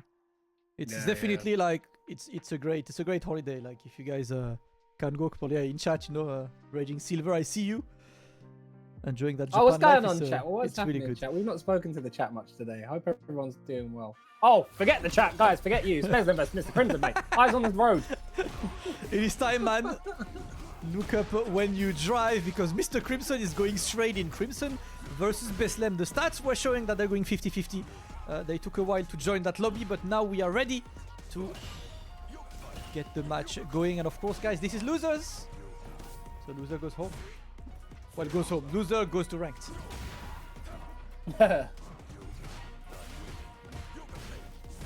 Let's see the approach on this, man. Both of these guys are students of the game, so you know they're gonna pull up with strategies. Great answer. The challenge. Crimson has been very challenging with immediate jabs so far this tournament. Wow. No, you can't.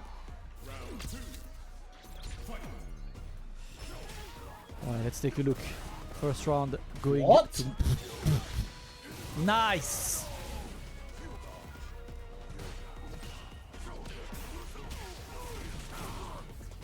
Response from Beslem.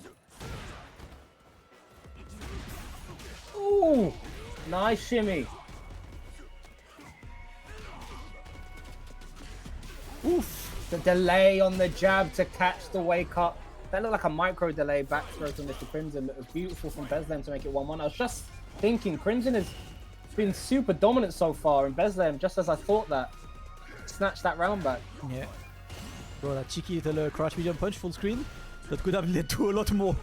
A lot more, yeah. Nice answer for the float. The over float has a lot of startup frames. Kuma has the options to catch that very easily. Nice. Okay. Crimson pressing again. He's ready this time. Okay. Kilzyou woke him up. What the hell?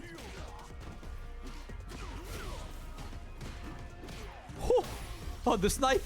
Like, you're not getting away from this, man. There we go, guested the eye, and that should be more than enough with the CA. Crimson's awareness still as good as ever.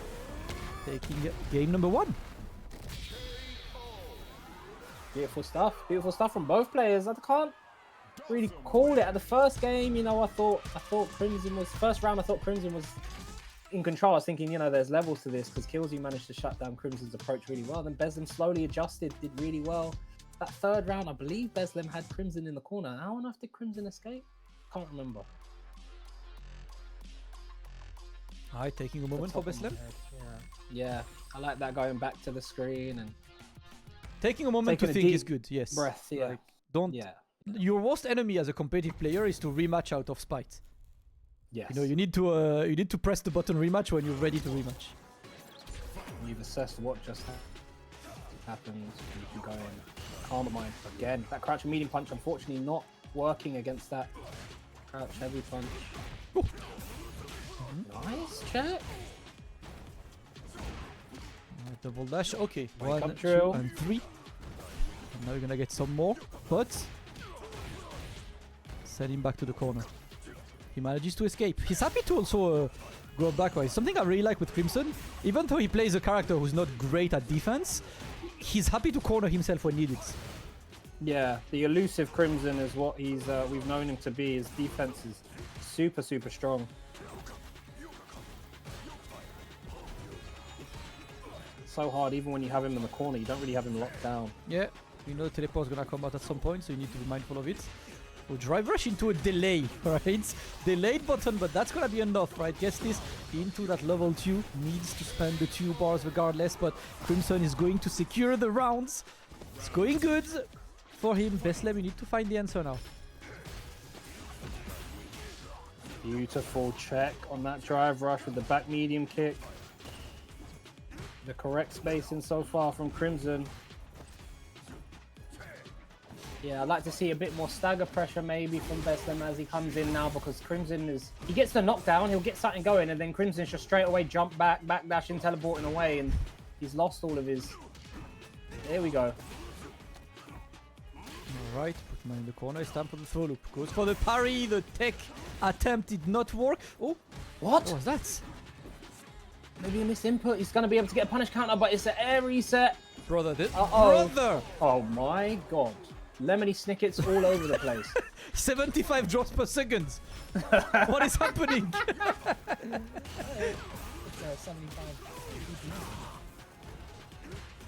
Let's see. Round taken after. You see him immediately go crouch for medium kick. Sorry. Yeah, good. Let's take on this one. His final round on this, and it's gonna be an important one for Beslem, right? You don't want to go 2-0. Great sweep. The range was correct, and he just backs out, right? Backs off, goes for small fireballs, and looks to see what is Crimson about.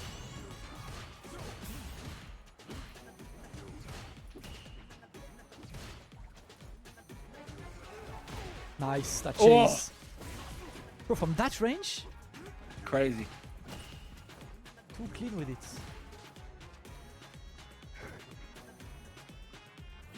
Slam roundhouse is a big risk from Crimson. But I think he's getting away with it now because he's done so many crouch heavy punches, which counters the crouch medium punch. You can't really hit it, it seems like, with Akuma's crouch medium punch. Oh, yep. Bad spacing. I'm surprised that he did not continue on this and realize that would be punish counter. That dive was quite high, but you get the drill and straight to the level 3. He wants the damage, and he wants to force Beslem to take a quick decision now.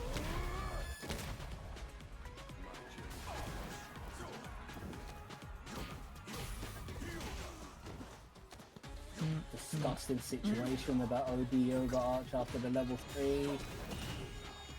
Yoga Comet has to be careful. Didn't have enough for the trade, and that's 2-0 Crimson. A lot more convincing that game. Yep, and this time we rematch straight away. No time wasted. It's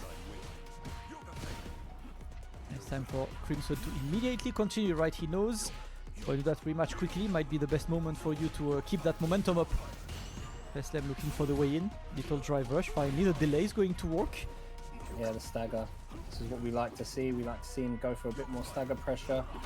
It feels like Crimson's just one step ahead so far in this meta between Akuma and Dalsim. Beslem, if he wants to score big, he needs to... Oh! He needs to jump, apparently. For real. Alright, gonna Kept keep everything him. frame tight. Yep, one more.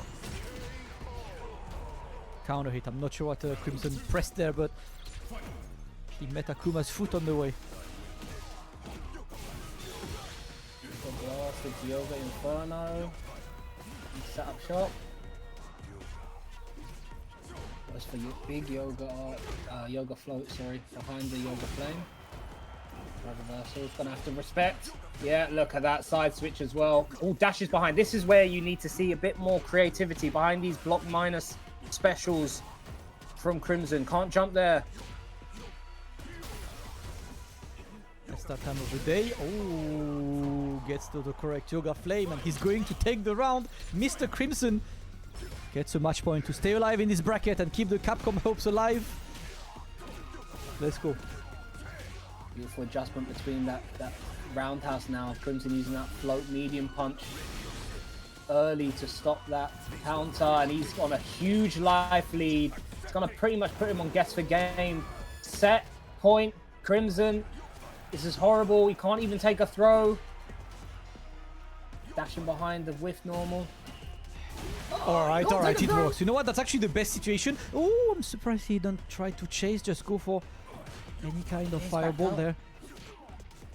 And now it's good luck, man. This is one of the worst situations to be in, right? When you're against Dalsim and you absolutely need to run after Dalsim, you know whatever you do is a risk, right? There is no clear way in. Dalsim is just waiting for you to take the wrong decision, and it worked in Crimson's favor. Unfortunate there. I'm just a bit surprised that after that EXDP, there is no drive rush meaty after EXDP, right? But he was still just doing walk back fireball. And you might be able to, you've given him the space, because I think you might be able to meet you off of like drive rush forward fist or something early, but it's a big risk. Really, the pressure's fake after ODPs now. But yeah, I feel like when watching that game, Beslem was very much playing the layer 1 game plan of Akuma versus Dalsim, where he needed to go deeper into the bag and get more creative behind things like, you know, I saw multiple times Crimson doing not OD, do yoga, string into Yoga Flame, withstand light kick, and that's where you need to, as a player, to beat a player like Crimson, you need to start countering stuff in those common situations, those common scenarios, which is a bit deeper into the bag. But unfortunate for Bestem, good stuff to Crimson. Yes, sir. Crimson moving forward to lose a semi-final. On the other side, we're gonna move to Alphen versus Val Master, and this is the simple stat. They met twice. Alphen won twice. But I don't think when they met it was Val Master's Elena. I think it was Kimberly. Okay. And I'm not gonna lie, I'm not entirely sure as a matchup how Elena goes against Camille. So I'm here to watch and learn. It's not a matchup I've seen at the highest level, I think. So I could see why Elena could be okay at keeping Camille away, but then how successful can this be? That's the question. Because I see Valmaster in the lobby right now, and he's on Elena. Yeah. So I'm not going to pretend I know as well. But I mean, she's got DP. Is it like DP 5 frames? I believe it is. Decent range on her DP as well. She's obviously got a lot of high-low mix-up, so Cammy's going to have to be good. Like, Alphen's going to have to be strong on defense, even when he gets knocked down. And has a lot of good pokes to contest, does Elena with Cammy's pokes. So no fireball, however. And, you know, the dive kick on Cammy is dangerous. So you can't just be throwing any old low-hitting crouching medium kicks, crouching medium pumps and stuff like that. They'll get dive kicked on all day and all night.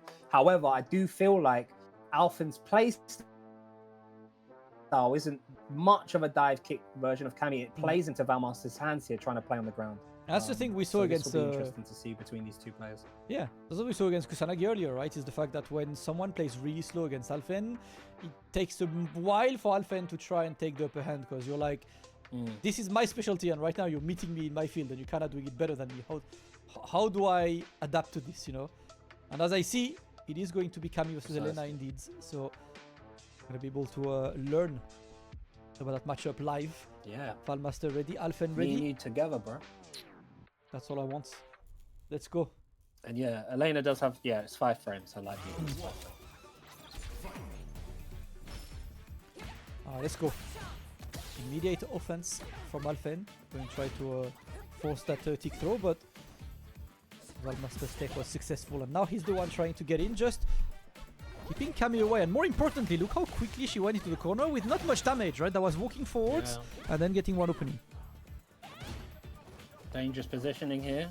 Backdash gets away from Alphen's forward dash. Alphen, if he wants to call that out, is going to have to stick a drive rush. Nice punish counter sweep. Oh. Nice one. Beautiful. We mentioned earlier, right, Baki's matchup knowledge seemed lacking a bit. Alphen is immediately challenging the one thing that whiffs on crouchers, so let's see how he answers. Crouch really successful.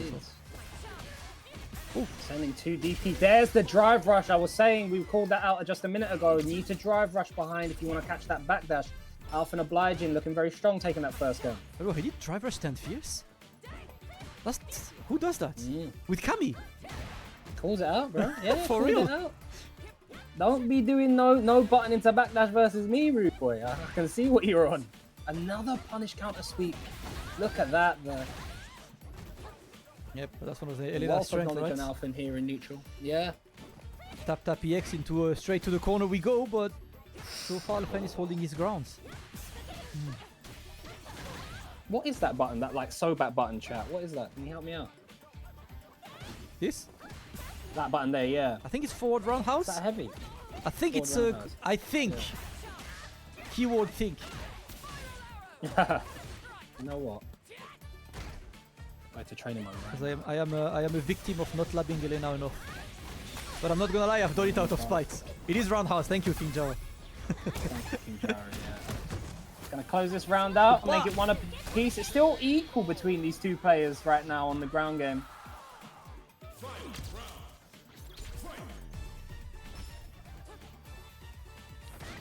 Let's go on with him. He's using that one a lot, of course. Low crush button, so definitely one that you want to know.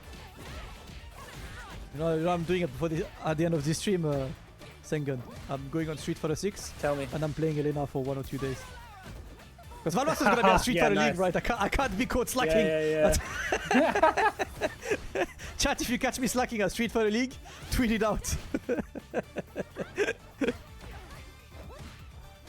Of course, when you opt to use the stand roundhouse a lot, you get jumped in a lot, and Alfin managed to escape the corner. Because of that, he's going to be able to close this round out as well. Take the first game.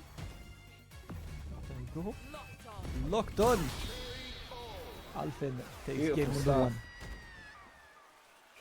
Yeah, stand heavy kick, -4 on block, but the important thing was Spacing. Valmaster kept on using that at a nice space, Yeah. but he kept on backdashing away, and Alfin saw that after he forward dashed and saw, oh, okay, that's what you're on, and called it out. We're not seeing any backdashes from Valmaster anymore on this stand roundhouse, which plays into Alfin's favor. Yeah, because -4 into backdash is basically telling your opponent to drive rush. But again, right, it's the little interactions. That's the kind of thing that... see, the backdash is there, and Alfin again does the same thing. Talking about the interaction, and it happens. He didn't believe. Yep. I wonder, with the range, drive rush crouch medium kick to catch her, but you don't really get that much of it. Yeah. Yeah. Yeah, her drive rush isn't the fastest, as Valmaster's going to close out this round. Yeah. Her drive rush normals doesn't really traverse super quick. But yeah, it is interesting to see these adjustments happening between the players so far.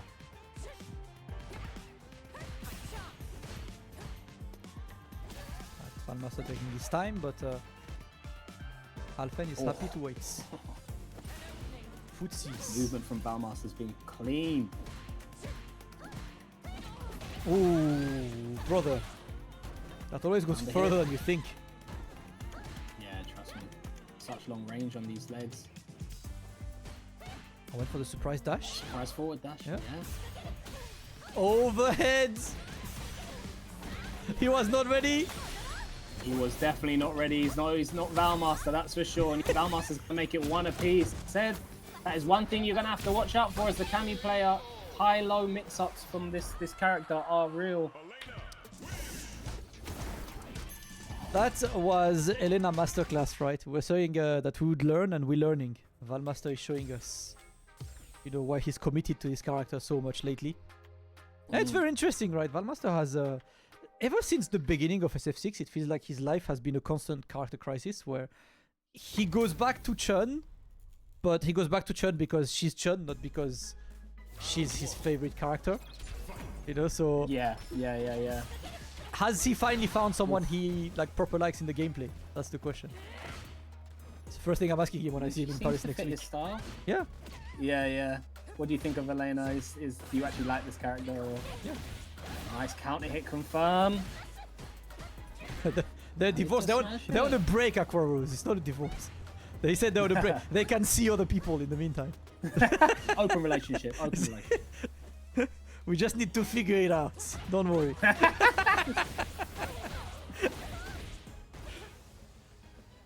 Alfin being sent straight to the corner, man. A man got sent right in front of the meltdown entrance. Oof. That super is the meltdown entrance, isn't it? Yeah, it is. Close it out as Valmaster. Buy a drink at the bar, bro. Val still looking good, man.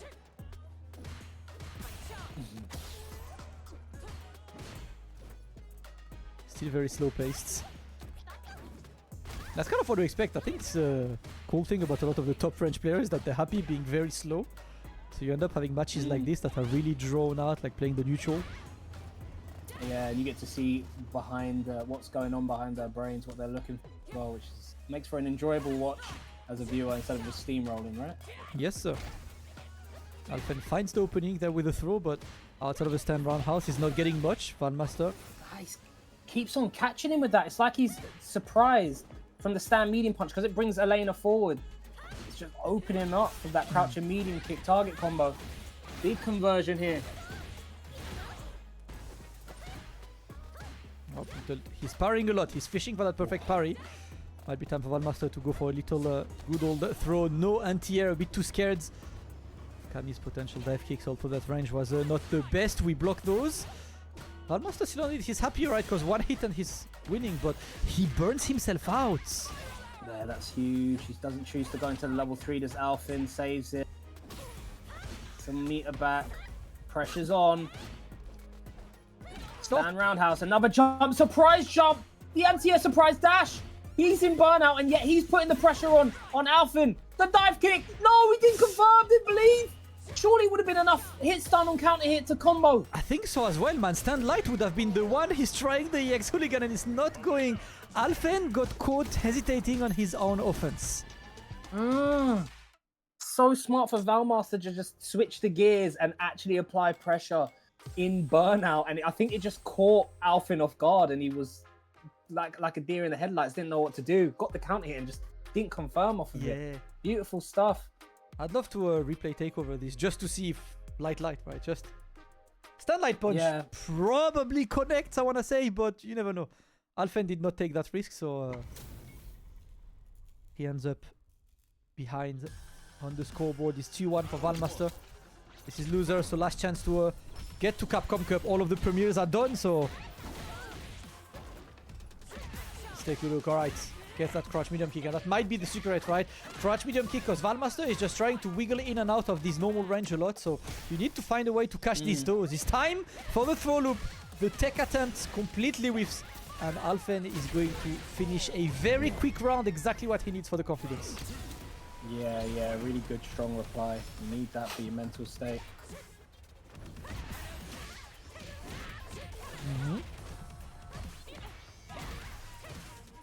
The roundhouse.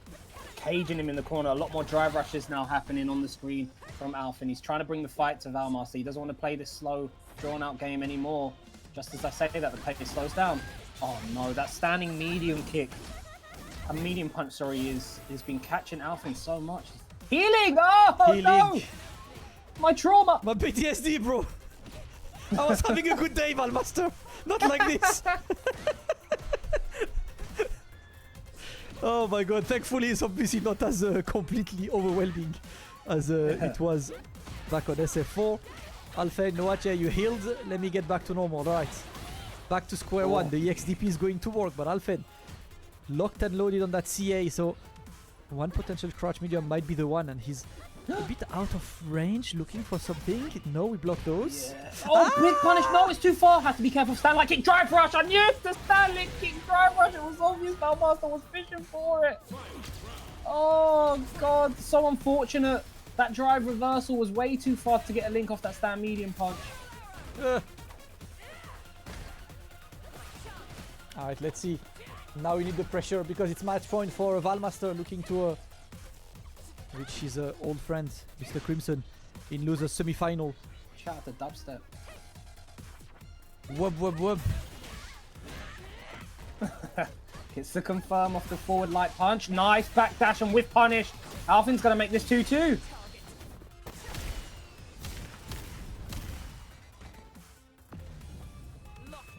Locked on. Locked on. There we go. It feels like whenever Alfen wins a round, it's just like a very relentless offense round. Right? Yeah. Which I think you have to kind of do. I think he was only +3. He was only +3. The jab wouldn't have worked, by the way. The counter hit dive kick. Okay. The VAR tapes have confirmed. We love VAR, bro. I mean, it's hard offline, right? But I would love in an offline tournament someone to have access to all the replays and he can be the VAR. Trust me, bro. Bro, I would be behind on the sticks all day finding all the VAR necessary. Kind of hope that after offline tournaments we're allowed to go up to the console and be like, yeah, can I take these? Yeah, they do this I work on Rocket League a lot, right? And on Rocket League at the end of tournaments they put all of the replays, the in-game replays available. Oh, is it? Oh, yes. Sick. Yeah, we should do that. So you can go and analyze whatever you want, do content on it. You have access to the full replay and do whatever you want with it. I think it's really cool. We're speaking. Valmaster finds a drive rush. Wake up, drive impact in case an overhead came. Oh, nice. Again, the standing. I believe that's light. Is that light kick? My light kick. Or light punch. What are the buttons are flipping kicks? But he's been caught a couple times with that. Again, the standing medium punch target combo, because it moves forward, Elena forward, it's so deceptive. See Alfen slowly trying to adjust to it. The overhead is there. Alright, go for that big damage. Watashi no people! I love that super. Especially the CA version. gas. The CA version is clean The as hell. soccer. Captain Tsubasa vibes. Yeah, stand like kick drive rush. Oh, Has to be careful again of stand like kick drive rush because he just needs one tap. Right now he's whiffing. Stand medium punch, one touch, no throw. The stand medium punch again, pushing him forward. Stand roundhouse, backdash, crouching medium kick. We're learning, chat. One touch away from being burnt out. Here's the burnout. Oh, not ready for P. this might be good luck. This might be good luck. Oh, he wanted Oh the chip, my but it's too God! far. Oh, no way. Oh, Sengen, this is big. it's burnout. He's going to recover the drive gauge. Ow! He has drive rush now. His opponent is on burnout. Has one bar Damascus! for one, but that's going to be the one. The save. He tried to chip, Viola but it simply did Davis! not work. Now it's the final Viola round. What the hell is with plot armor today, man? How to get away with murder part 2? Oh my god.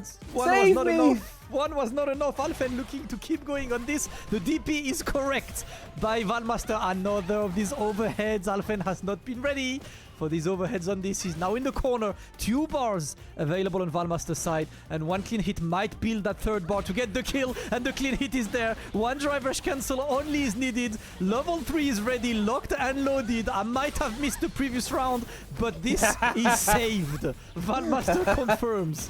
Damn. Yeah, the Street Fighter gods. It wasn't meant for you to win, Alphen. Valmaster closes that out 3-2. But what in the Viola Davis is happening with France CPT World Warriors, bro? I don't know what's happening, man. Like, we're getting too many plot twist moments. But thankfully, I mean, you know, in these situations, I'm kind of happy for the guy who messed up to still secure the bag, because the opposite would be absolutely heartbreaking, you know. But again, yeah, but again, happens, you know, like that's the one. So Valmaster will move forward on this, and yes, that's the worst King Jaro. Like when you start on in winners and you go 0-2 in finals. It's unfortunately Alphen's fate for today. As you can see, we are now down to our top 4. Kusanagi versus Kilzyou on the winner side. Mr. Crimson versus Valmaster, another of the classics on the loser side. Big matches coming up. We started with 8. 4 players remain. Only 1 will qualify to Capcom Cup. Yeah, it's unfortunate for Alphen. I believe if you watching back that set, if I'm Alphen, I'm looking at that standing medium punch into crouching medium kick. That standing medium punch, really, he had a lot of trouble. That poking, the move that where Elena pokes her toe forward and she moves forward a tiny bit. Kept on blocking that and then getting opened up with his legs off of the crouching medium kick. Very not sure again of the range. You can see Alphen done a bit more work than back he had, but I believe that's also just based off of his talent on this game, because you know we're used to Alphen being so strong in footsies and fundamentals. Yeah. You could just see that he wasn't aware that he was still within striking distance. But strong stuff from Valmaster. Yeah, that's the one I'm calling out. Chat. Chat, who's winning this? Kusanagi, Kilzyou, Crimson, Valmaster. Listen, this is I think these are pretty much the 4 horsemen of France. It's literally like that top 4 makes so much sense, right? Like these are the 4 guys of the big 4, you know, the guard. So Kusanagi, Kilzyou, Crimson, and Valmaster. 3 of them, all of them have already been at Capcom Cup, but Valmaster has not been at Capcom Cup for 6. So yes, you know, he's. I mean, it might be his day. Yeah. Who's Kaido? Who's Big Mom? Who's Luffy and who's, I can't remember, Buggy? Are we doing the old school emperors? Yeah, you're emperors. Damn, this man is new school, you know. He's too up to date. The old school emperors is what? Yeah, what is? Oh shoot! I don't even know if the anime's there. The anime's there now. No, the anime's there. Yeah, okay, good. Do you know what? I went and saw whilst we're waiting for the next match to happen. I went and saw the new Jujutsu Kaisen movie that's just come out on Friday, which is like basically last season and then a bit of season 3. Yeah. And when the movie finished, I'm gonna make sure I don't say anything, because that's one of the things that these fans love spoiling. I had to read the manga because Twitter was just. Brother, I'm gonna be real, right? This is real. Yeah, and let me know if I'm crazy, Chad, but I swear I have never seen a community so intent on spoiling everyone than Jujutsu Kaisen. Bro, I was so angry. Like, literally, the amount of things I've seen that are things that happen in 75 million chapters on the manga, and I'm an anime watcher, and I'm like, why?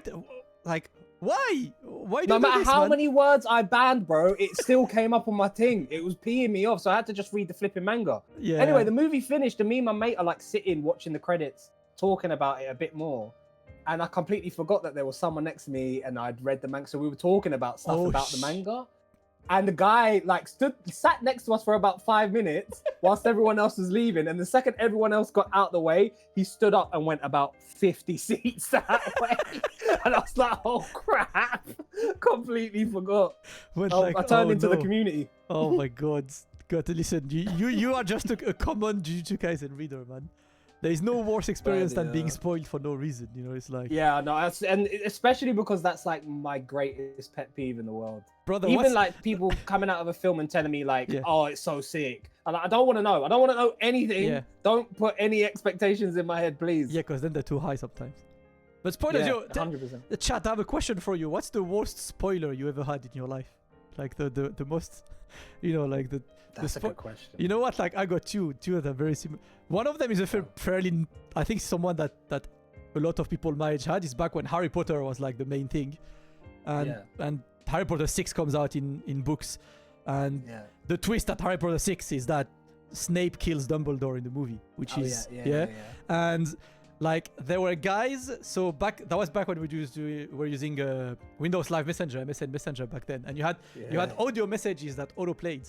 So random people would send everyone audio message that says Snape kills Fuck this guy.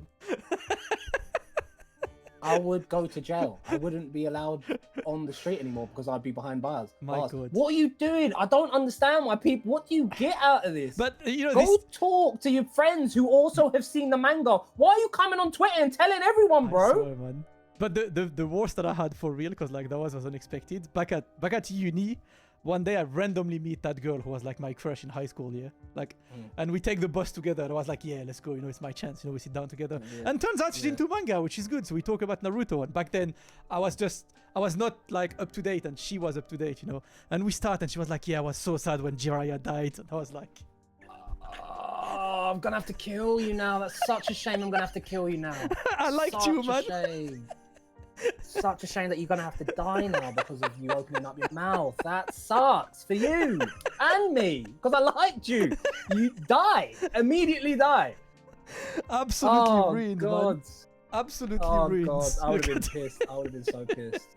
It is hard to be more pissed, but what can I say, man? You know. No, that is two absolutely stonkers of spoilers. I must say, bro. Flipping hell. Oh my God, being spoiled in this situation, like you don't expect this. You know, we try to stay away from spoilers, man. That the best way, you know. Oh, here we go. When we were leaving, what's this say? When the leaving Star Wars Force Awakens, my friend says really loudly, I can't believe they killed Han Solo, while the group that was about to watch it were walking in. Oh my God. Brother, your friend needs to get social cues. Oh no. Yeah. I'm sorry, like I don't know your friend, but I don't like him. Did he do that on purpose? Did they do that on purpose, or did they just, you know, was it just like a social moment where they just weren't thinking? Lack of awareness. Lack of awareness. Luckily, I will say with the Jujutsu Kaisen thing, I wasn't spoiling much. Like it wasn't like, I mean, I was still spoiling because I was talking about the manga, but I wasn't saying anything big. I was just like, oh, they skipped X and they skipped Y. That's interesting. It's by mistake. Yeah. Movies gets you, man. Because movies like a very, even though you're watching it with like thousands of or it's still a private experience, you know. It's a little intimate private. No, of course. But you know what? Like that's actually something that I'm surprised because like I've been in cinemas in like France, US, and the UK, and in France the cinemas are designed in a way that the people who leave and the people who enter don't meet each other. Like the exit is always completely. Like I was surprised when I was in the US and in the UK because I think all of the cinemas I've been to in London, in New York, you exit and you meet the group that's gonna come in. And in France, the way they do is like you enter from like the top of the screening room, and the exit's at the bottom, and the exit literally exits on the back street, so you don't meet the people who are entering. That's so much smarter, bro. Yeah, and I think like I thought it would always be like this. I was surprised when I went to America and the UK. I was like, okay, that's how cinemas are here. It's Nah, we don't think about. We obviously the people who are designing it don't think that far ahead. yeah. We don't talk about the movie until we get in the car. I understand. You know, makes sense. I do that with theatre, but I do that in a different way. If you go see a theatre show in London, 9 times out of 10, there's a big casting director or someone who knows the car. Like people are just constantly going to watch their friends or watch people. They're scouting in the audience. So if you see a theatre show and it's shit, excuse my language, don't say it. You don't talk about the theatre show until you're back at home and then you message your mates. You're just like, yeah, that was good. Yeah. That's good. And the first thing actors do when they finish a theatre show and they go like their mates, which is you shouldn't ask them. So did you like it? Yeah. Don't ask me that question, bro, because now I've got to think of a way to lie to your face. And I don't want to lie, you know. Like, it was interesting. It was very interesting. You just try and find something that you like. I really like the set design was great. Yeah. Yeah, let's get out of here, man. This is crap. Anyway. Oh my god. Nothing worse than paying your hard-earned money to watch something that's terrible.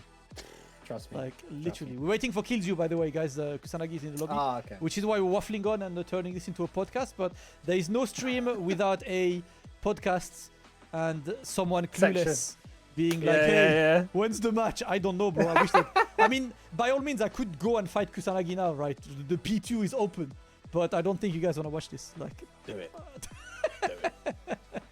Have you been catching up with Street Fighter League US at all? Have you seen much of that? I missed yesterday. Okay. But I watched for a few days, and honestly, first Street Fighter League Live is where it's at. I'm glad all of the leagues are live now because that's so much better. So many good games. My only thing with SFL US, it's the meta, right? But so many Mai, man. I think Mai is kind of boring to watch. Yeah, Mai is it's interesting. I find watching Mai interesting solely for the defender, seeing how the defender gets around fans. Speaking of, you had that clip of Blaz absolutely destroying. Was it Xiaohai? Who was it that he destroyed? That was Xiaohai. That was Mai. Yeah. It was Xiaohai. Yeah, and it was consistently off of crouching medium punch from max range, low tiger shot. Yeah, and then he just put jab. And if you happen to immediate fan, bro, he did it to him like 5 times. And this is the other sick thing about like drilling and having these specific situations drilled. On the opponent's side, there is so much, you're rewarded so much for flowcharts in this game, especially if the opponents haven't done their research on it. That even if you get countered once, you might not realize how deeply ingrained it was. And Xiaohai didn't. Xiaohai's one of the best, bro. He did it like 5 more times, bro. And he got hit every single time. Not once was he like, oh, he keeps on getting me in this situation. Just was completely clueless. Catching a hard habit, man. Catching a hard habit is exactly where it's at. Shout out to Alex on the chat. Of course, all of us could talk about the VC for hours, man. That's what we love. The VC has been a lot of fun. I see Kilzyou is here. The players are there. I can finally queue in and watch the video games that we are here for. We tuned in for video games and we're offering you the video games. Kusanagi versus Kilzyou is the next match. This one is winners final, so for a mighty important seat in grand finals winner sides. So Kusanagi, Ryu, and we're talking about Mai. There is no stream without the Mai curse, so Kilzyou is go. He's definitely a strong part of the meta. Yeah, the Kusanagi gets around it. Not like that, Sunshine, you don't. Counter hit after the parry. A nice time for the throw loop. Oops, the backdash is going to work. And Kusanagi looking to reclaim momentum right now, but Kilzyou is putting the pressure into the back throw. We charge the fan there. Try to lock him, and that's a lot. That was like a good bar of drive lost of blocking this stuff. Mai is really good at eating your drive gauge away. It's incredible. Great parries this time. This time the counter hit's not there. He jumps away from the strike throw mix-up. OD straight back after blocking the fireball into the level 1. We got the stops. Might be GG's. Might be Jump GG. forward. Might be he blocked. What blocks? Brother, the chip! The You're chip! still dead. You shouldn't have blocked, man. That would have been faster. Oh my god. That was like, what, 1.8k of chip?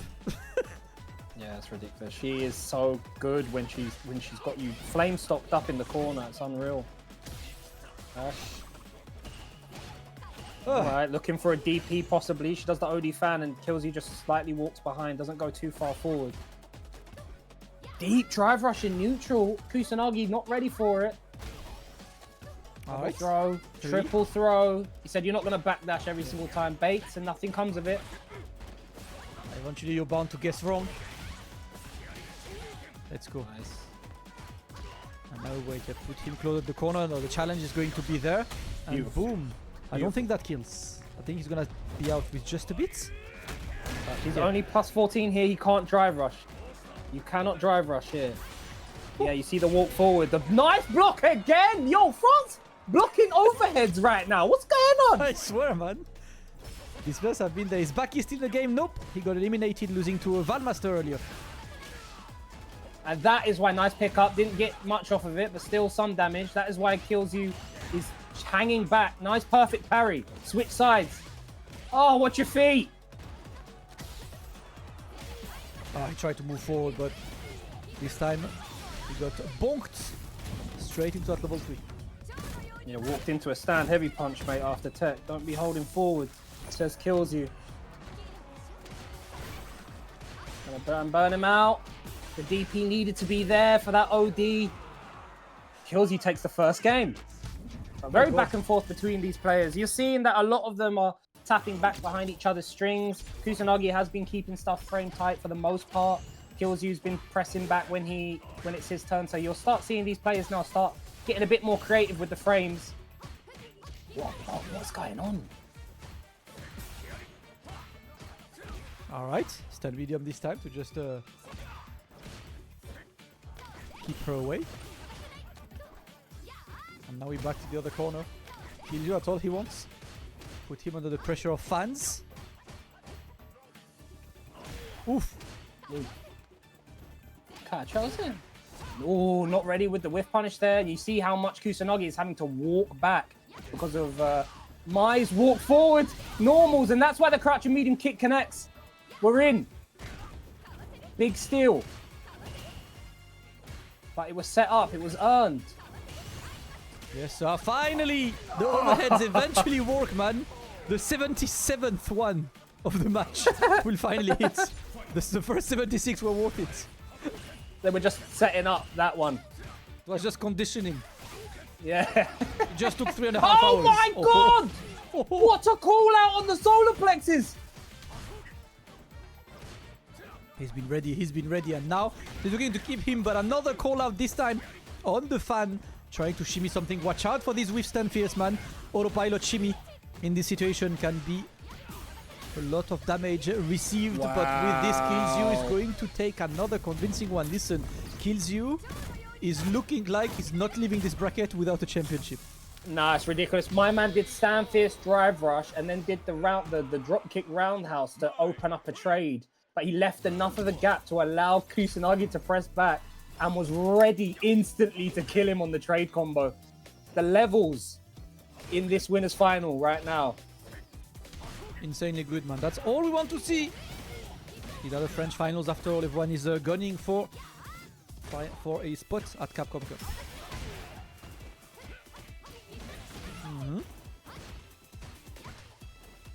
Tries to escape, no crosscut. I think that was the angle where it's quite hard unless you really walk forward, right? Yeah, So- yeah. I mean, it's that risk for a perfect parry. I'm surprised Kilzyou's not tried to perfect parry that, but... Yeah. Oh, no, he had the hit. Didn't confirm. Nice. Big call-outs. jump. Oh, and that's a bad back he unfortunately, because you go back to neutral, you give her some time. Alright, let's get some damage. Charge the Denjin right now. And there we go, we get one. Into the throw that is going to take the round. Kusanagi decides to be on the offensive. This time it's successful. But for how long? Yeah, Kusanagi needed to stand his ground a little bit more versus this oppressive water confirm into the level 1. I like that. Denjin charge up. Here we go. Kusanagi starting to get a bit more comfortable, a bit more bullish.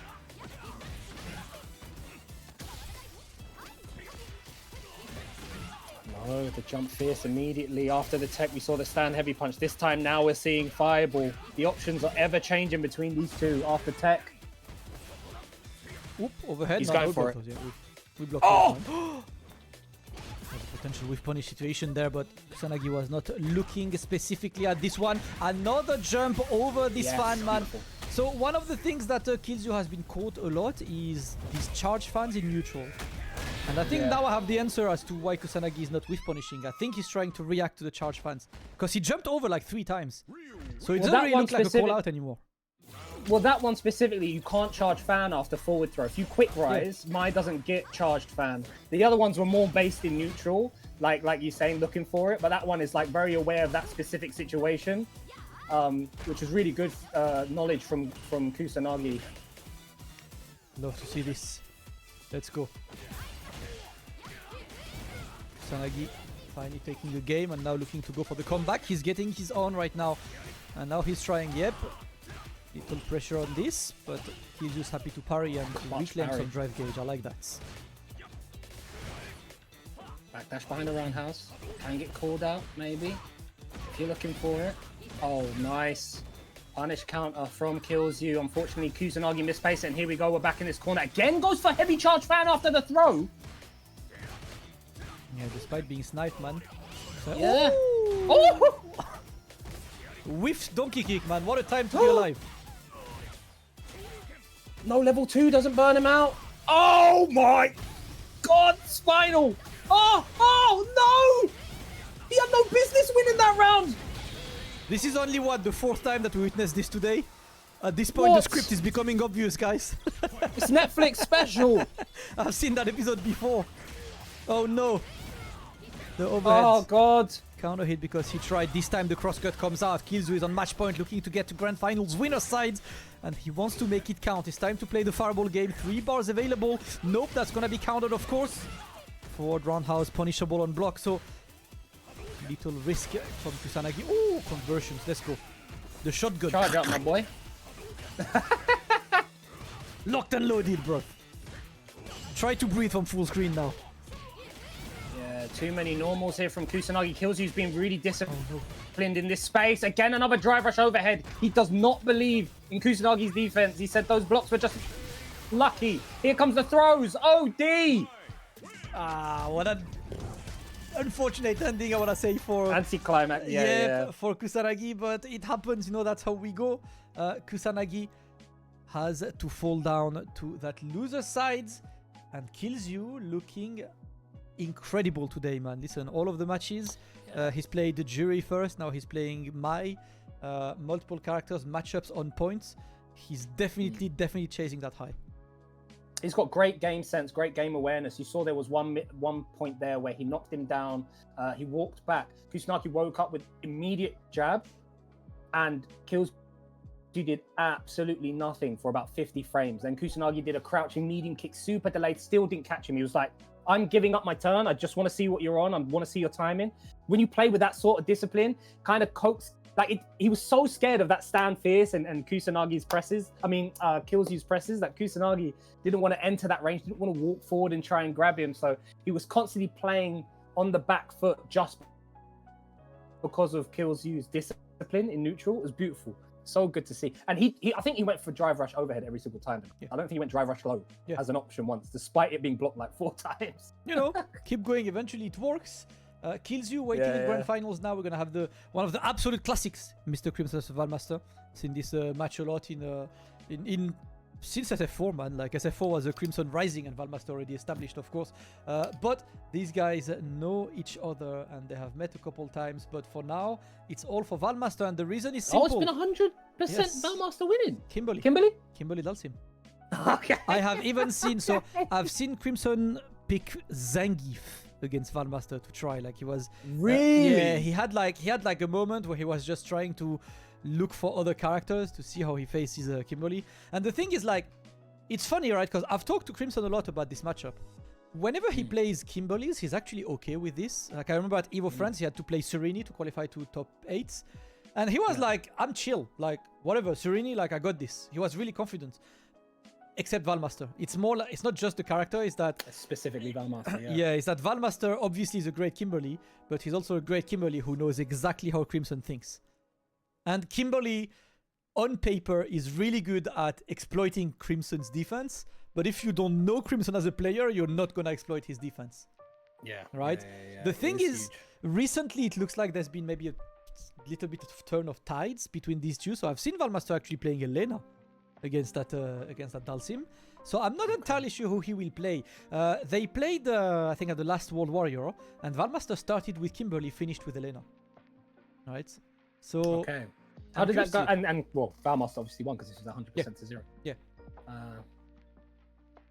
Interesting. I'm looking forward to this one. Obviously, this is loser's side, so the loser is out. Yes, Into sir. the tournament. This is Looking- first to 3, and it looks like, is that Kimberly or is that Elena? Elena. You know, It is Elena. you're sitting Yeah, in the I've lobby. seen It is it, Elena. I've seen Okay, it, cool. it is Elena.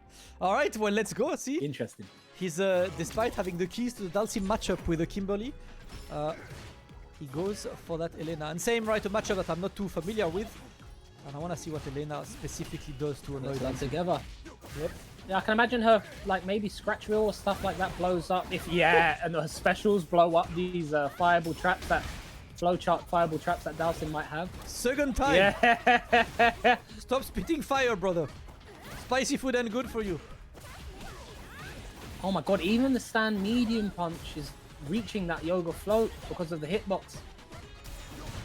Okay, this looks horrible. Nice drive impact back from Crimson. He does like to go for that. He will go for that if he feels like the offense is getting a bit too much for him. And close. How on earth did he win that round? He was getting punched up a second ago. What the freak is going on?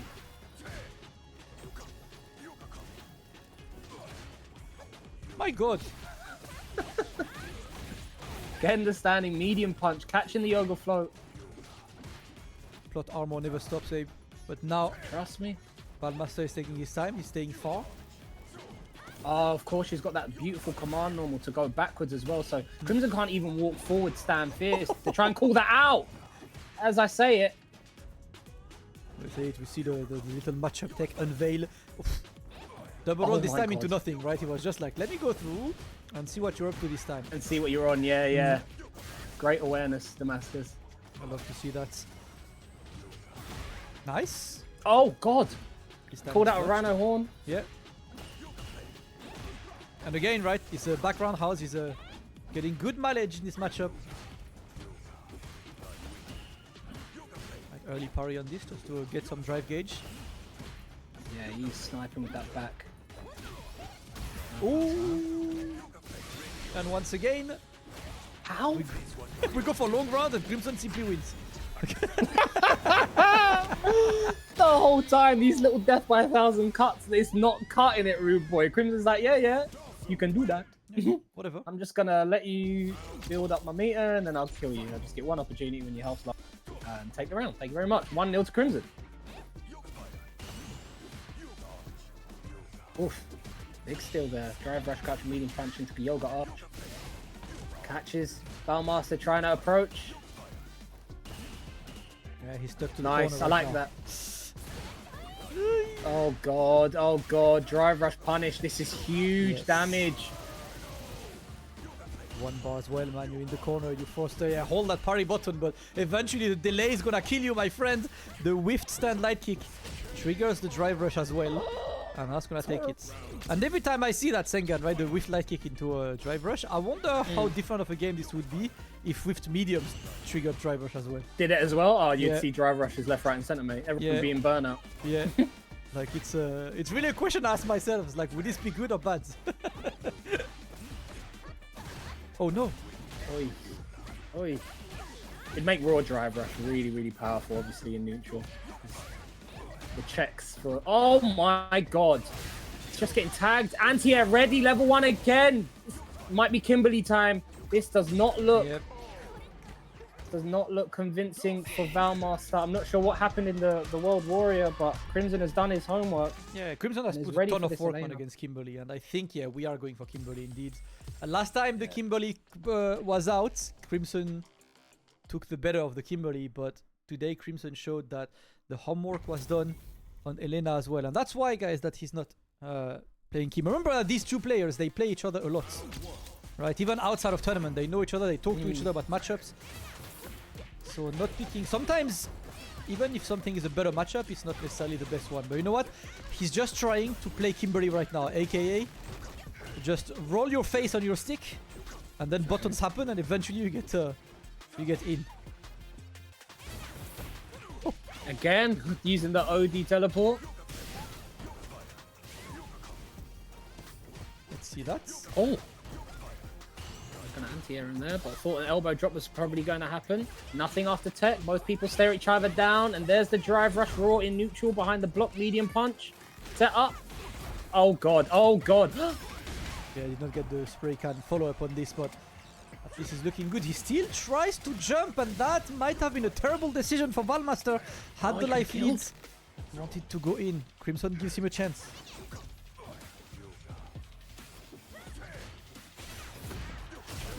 Don't in and out this time. The back medium punch does work.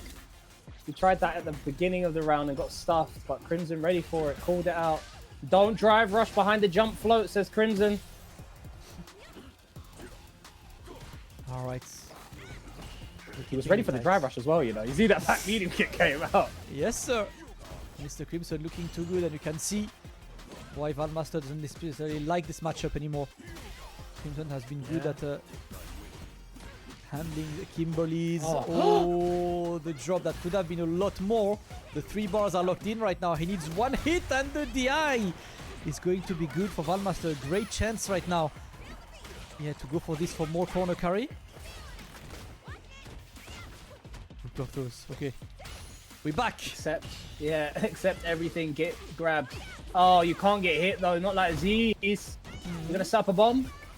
Yeah. Don't go anywhere. That doesn't have enough to go to level 3. Yes. That was good escape, Sengen, because that's actually risk reward. Like, she can't get that big of a punish with that level 3. Ooh. There we go. In and out. No burger served today, man. 3-0 for Mr. Crimson, and this is exactly why you understand why Valmaster is not going for Kimberly in this matchup, because I've always thought this matchup was a very interesting one, Sengan, right? Because it's a matchup where Kimberly on paper has everything to annoy the hell out of Dalsim, but regardless of how good she is at this matchup, what she does still carries risk to come in, right? So she's running without... You can't block and run at someone's face. Purely theoretically, a perfect defense would be a good matchup for Dalsim, right? Yeah. It's hard, obviously, but you have a skill-based way to keep her out, right? And that's kind of the thing that comes into play in this matchup. Mr. Crimson with an absolutely dominant 3-0 over Valmaster. Our losers final is set then. That's going to be Kusanagi versus Mr. Crimson, and Kilzyou waiting in grand finals winner's side.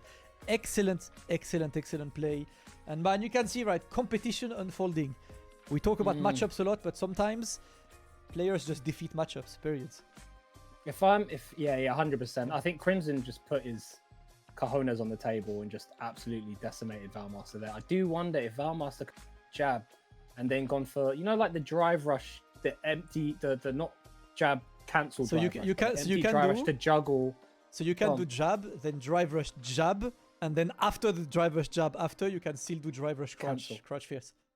And then he might have been able to build the level 3. Yes. Yeah. I think it's like art to close out that round. But that's like one of the hardest execution things to do, right? In the heat of the moment. Yeah, in the heat of the moment, it's hard. Like if you do it in training mode, you're gonna get most of them okay, but heat of the moment. Yeah. And the annoying thing with this combo is that it kind of depends on how far you were from the first jab.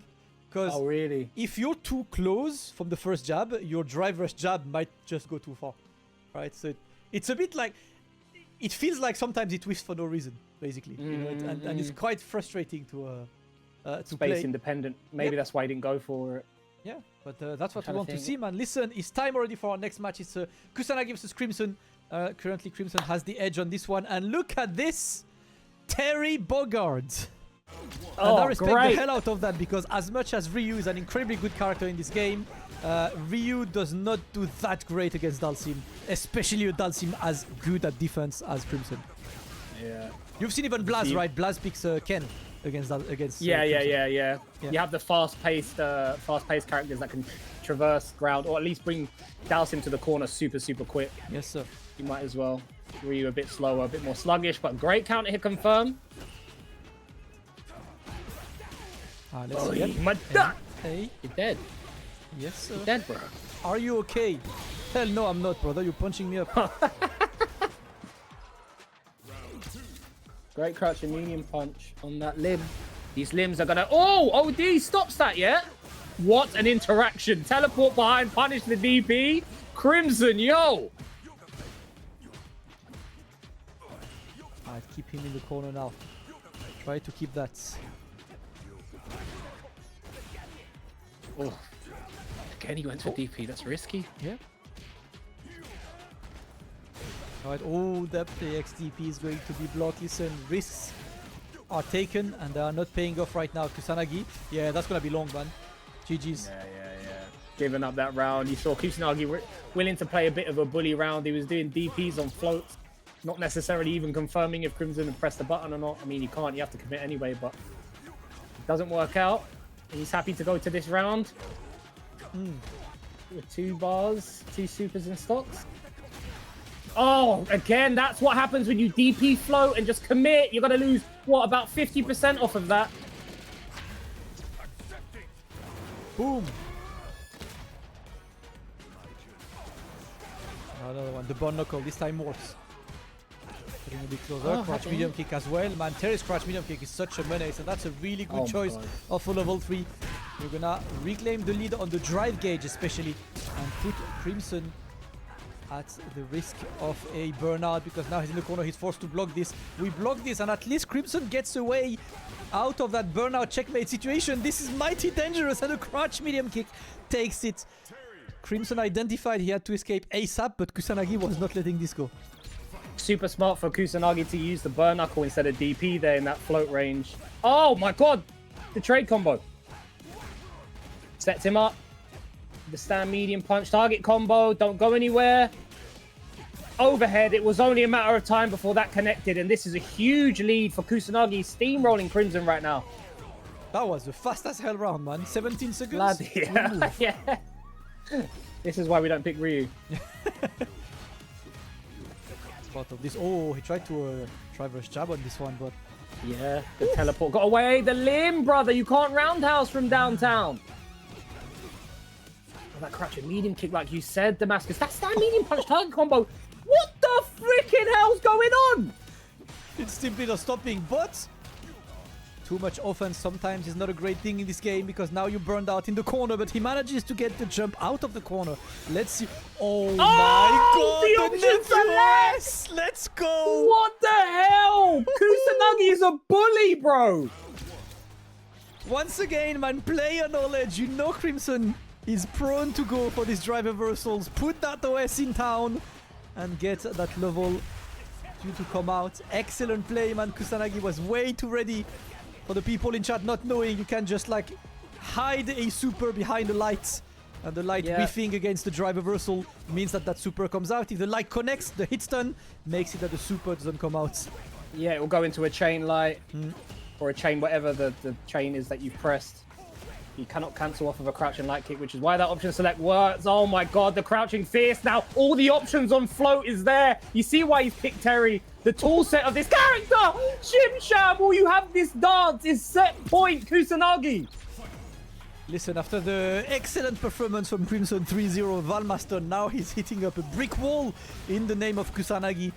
And now he's got no more margin for error, trying to go for fireballs. The throw is teched. Mr. Crimson, what do you got for us? Great driver's check.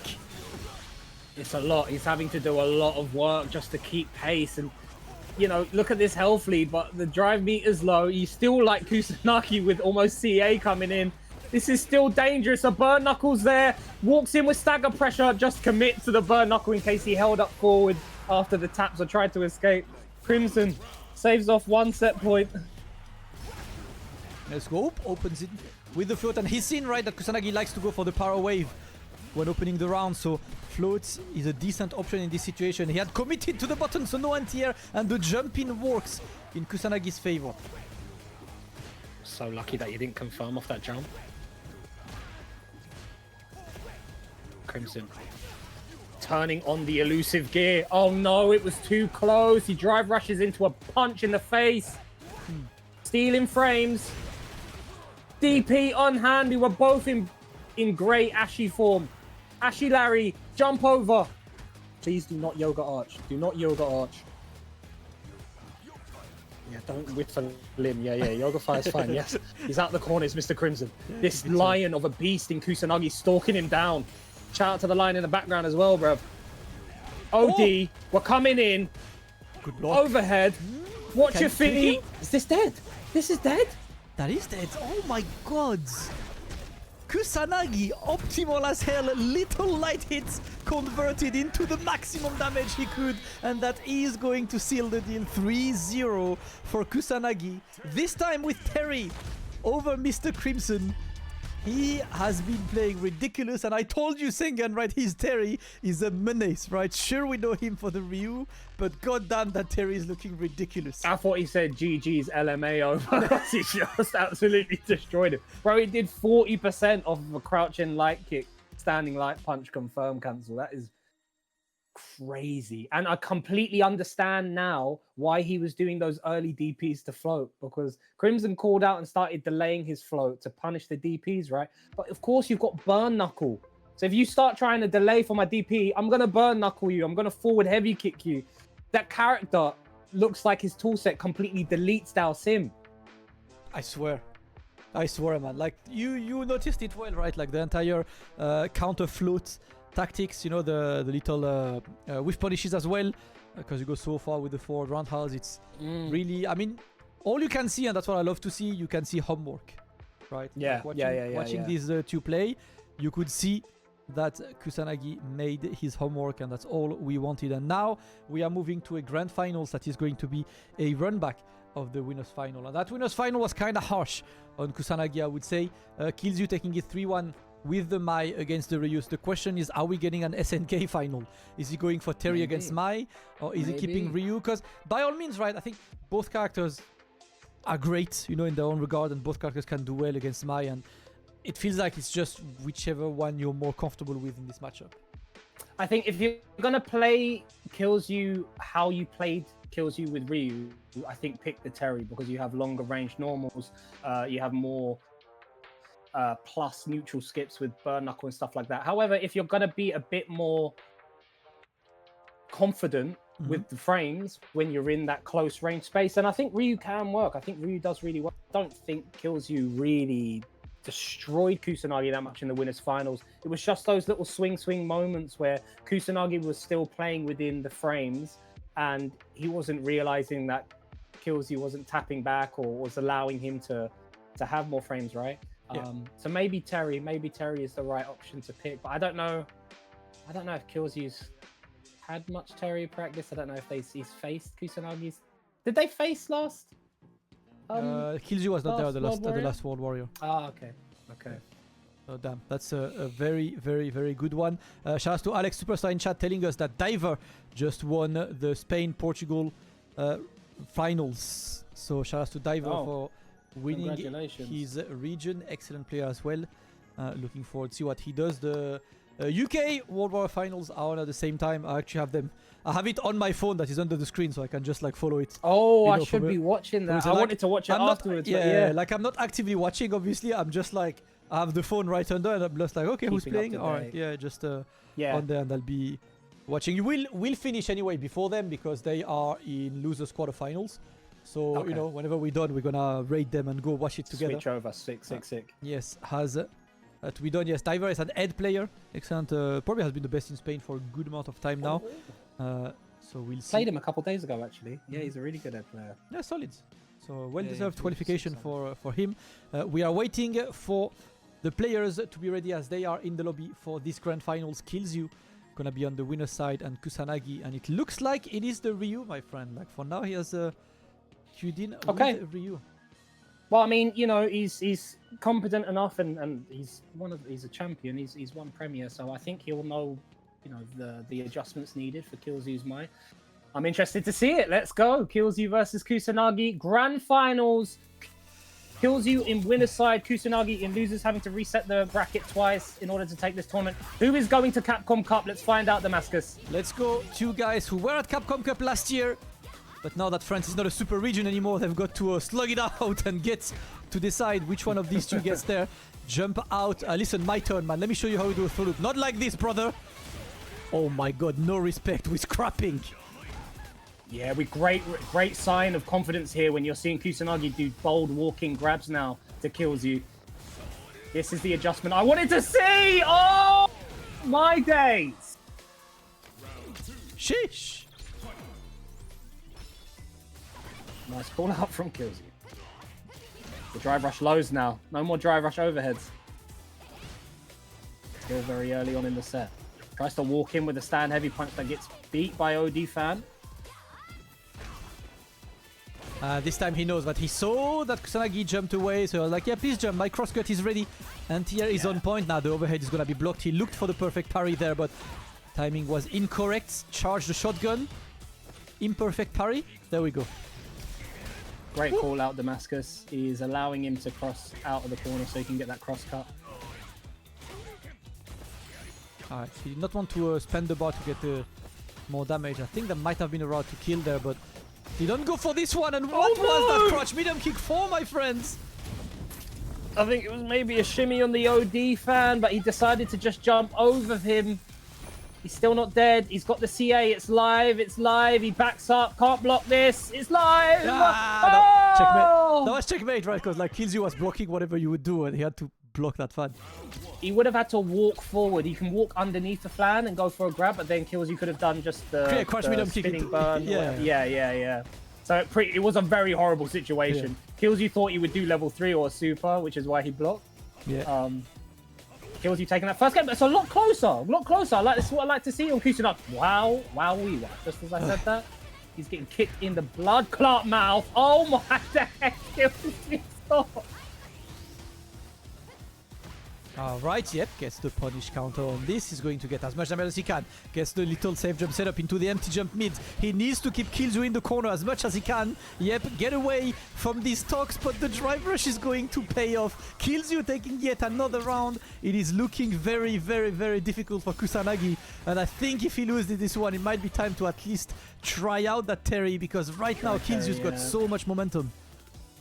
Yeah, these fans into drive rush behind the fans, it's just proved too much. He's really found it difficult to count. He's not really gone for ODDP. He went for light DP, I think one which got countered, and he's never gone back to that option again. Now Kusanagi is firmly in control. Nice. Check on the overextension on the drive rush. Yes, sir. Now we wait.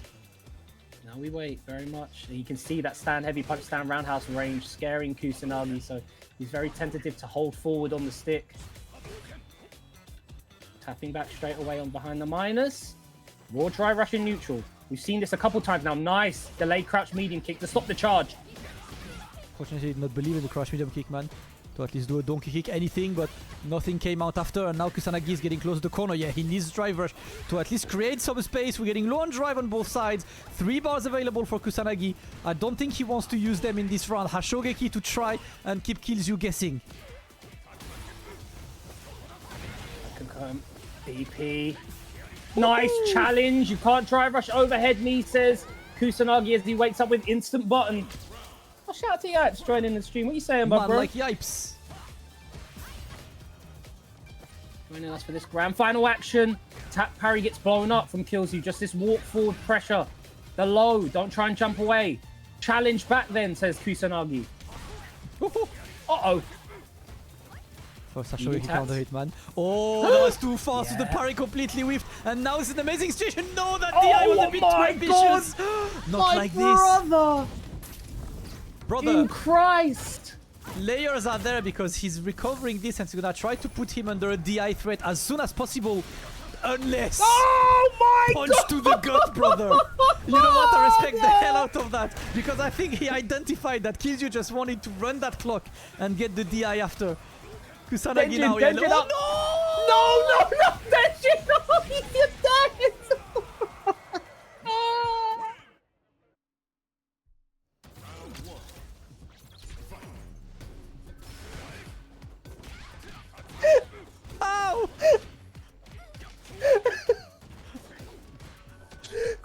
Eyes on the road, Damascus. Kusanagi's got Kilzyou in the corner. Oh, walk up, stand fierce for your life. Counter hit whatever Kusanagi was pressing. All right. The mic coming in. Clutch, man. A bit too much. A bit too much confidence from Kusanagi there. Took the words right out of my mouth, man. Let's go. Let's see if Kusanagi can make it work now. At least he's on the life leads. Alright, we move forward and get the throw, but that's not going to be the punish counter throw. Another one. This one's going to be delayed tech by... Oh my god, you know what? Bonk! Yeah, try to block this, bro. I mean, that last game, as horrible as that was for Kusanagi, he did play so much better in that round. This bodes well. If he's got a big mountain to climb here though, Damascus. Yes, sir. Let's see. Hashogeki whiffs, and you get the sweep. Whiff punish on this crouch medium. Great conversion there from Kilzyou. He's just looking to get more. The DP is going to be correct as well. He's putting Kusanagi in a very difficult situation right now. That jump in is going to be met with a DP once again, and the fake into the low. We're trying to dance, and the OD fans are going to seal the deal. And now this is championship point for a flight to Japan for Capcom Cup. Kilzyou only one round away. Has to be careful. Oh, big bet. These drive rushes in neutral is just free pressure for Kilzyou right now. Is that too late? No, he does catch it. 70%. Jeez Louise. And the punish count back throw. This is horrible. Yeah, because we're getting close to the entire burnout. You can't block too many of these fully stocked fans. And you've got to... Oh, that jump is not anti-air, but that's going to be a delayed jab working in Kilzyou's favor. Ladies and gentlemen, after 5 brackets and a final, it is Kilzyou who recently left Carmine Corp. He's a free agent and out of poetic justice qualifies to Capcom Cup 2026. Kilzyou will be representing France in Capcom Cup, and man, this is the best I've seen Kilzyou play in a long time, man. This is the best I've seen him play with Mai specifically. Yes. Like, he absolutely put on a performance today. He came super prepared. Kusanagi had some flashes in that set, but it was Kilzyou proved too much. He was still too strong. The discipline, the awareness, the options he went for, it was beautiful. It was absolutely beautiful. Got away with a few drive rush in neutral, raw drive rushes in neutral in that set, and he went to that last round new. I'm not sure, but I think that might have frustrated Kusanagi, where we saw that ODDP come out after that knockdown, because he might have been like, I keep letting him get away with this fake offense. And DP, I've lost the whole set. But strong stuff. I'm really, really happy that Kilzyou gets to qualify for Capcom Cup, man, because he's so deserving of it. Well deserved, man. He's been putting in work, and listen, he's one of the hardest workers. And yeah, he recently, like, his contract finished recently, so a great moment for him, to just show that he should not be there. And yes, he qualified last year. He's been playing Mai since pretty much when Mai came out, because you know how good Mai was. But that will be a big win for him. And you know what? I'm really, really, really looking forward to this, because I think last year Kilzyou kind of lost to himself more than he lost to his opponents at Capcom Cup. He lost to his own, like, bad decisions, I would say. And this year he comes, after a full year of grinding, of working. He is just putting in work and looking to do better. And I'm sure he will do better, man, because just see, right? He was top 8 at CEO this year. He was top 8 in Chengdu this year as well. So definitely few things that can go on his way. And he has now a wealth of characters, right? Juri, Kami, Mai can cover a lot of matchups.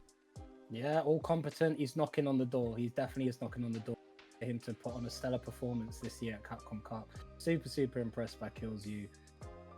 There's nothing more that I can say other than just how impressive this run was today at this tournament and this season for him, man. Yes, super sir. Strong stuff. Chat. Can I just say? Yeah. So he's a free agent now. Yeah. We're gonna wait because of course we're gonna get the tweet from Kilzyou that says that he's won, and reminding everyone, please, whoever is friends with Kilzyou, get this guy to email some teams. Well, to be fair, I mean he came from Pro Evolution, right? So I think he knows to get sponsors. Yeah. Please don't just do this thing of just saying that I'm a free agent on Twitter, because that's not how you get sponsors. You're way too talented. You need to get sponsored, bro. Let's get him some money for this amount of dedication and work that he puts in on this game. Yeah, you can expect to see him. Guys, I'm waiting because I know the French stream is gonna interview Kilzyou, so I'm gonna try to do that live translation for you guys. Sick. I'm just waiting for Kilzyou to join that call, and we can just like watch what's happening on Ken Bogard stream to see what Kilzyou is thinking, because my god, he deserves that win. Very, very happy for him. Obviously, you know, Kusanagi second, but no slouch. You know, you will see this guy consistently grinding, putting in work, and we just want to see more games and more GGs. And this year, you know, like, we only have, as a Frenchman myself, right, there's only got like one French guy at Capcom Cup, and that's Kilzyou, and all of us will be cheering for him, you know. Super happy for him. Yeah. This is where the knives and pitchforks goes down. The representative has made it, and it is now France's turn to fully get behind Kilzyou and give him that energy. But here we're going to go to Ken Bogard. I'll let you take it away with the translation. So, do we have Kilzyou or not? I'm trying to get this. The guys are waiting for Kilzyou to be joining. He's saying that he's not connected. Let's see. We'll take a look. Yeah, he's getting good amount of money as well, right? Because there's I think it's $2,000 from Capcom for the winner of the World Warriors regional finals. So we'll see on this. Yeah, that's the cash price. You can see on screen is 2K. So yeah, Kusanagi ends with 1.5K. 1K for third, then 700, 500, and 300. Really, really excellent play by Kilzyou overall. And we'll see if we get any kind of Kilzyou interview. If we don't, we know you and I will see him in a couple days, because Street Fighter League Europe starts on not Friday, Saturday. Saturday, guys. So I hope you guys will be, hang out in chat in that time, because it's gonna be a lot of fun. I think it might be the best Street Fighter League we had in Europe, because every single team is stacked, and it's a bit less top heavy than it was last year, for example, where you had the top teams and the bottom teams, and that's what I like. We like to see how well it goes. Still checking if Kilzyou will join, by the way, but if he doesn't, I might just raid Salt Mine and take a look. So we had Diver qualifying for Spain, Portugal. We have Kilzyou qualifying on the French side, and now we still have the UK side, to figure out after this. Super region to see, big one. We've got Problem X, Infectious, Broski, Joker Jokes, Muscle Noob. Who else is in that winner side? It's Problem X versus Infectious, and then there was. So I see right now it's winners final, and it's ending Walker versus Infectious. So you know what, Sengan? Instead of waiting for ages for Kilzyou to show up, I'll watch his interview myself on. I'll watch it with myself, and just tell you what happens. Instead, what I'm gonna do, guys, is I am going to raid Salt Mine League. Shout out to everyone for joining. Of course, shout out to you, Sengan. It was fun to enjoy the French finals with you ahead of Street Fighter League. If you guys want more Street Fighter 6 on Reversal, we run a weekly every Tuesday. Thursday is Tekken. It's called Set and Reset, just like this. Tuesday is Street Fighter 6, Wednesday is 2XKO, and Thursday is Tekken 8. So join the community, come and have fun with us. It's always a good fun to play some brackets. With this, I am going to raid Salt Mine League. Sengan, do you have any last words before I raid the guys? No, just thank you very much for having me on, Damascus. Always a pleasure commentating with you. You always put on an amazing show, presenting as well. And thank you everyone to the stream for hanging out with us. Let's go, Sengan. Guys, see you very soon. Let's go watch the end of the UK and Ireland finals. Have a great Sunday evening, and see you very soon for more Street Fighter 6 on this channel, on Capcom Fighters, on mine, anywhere, man. We like this game.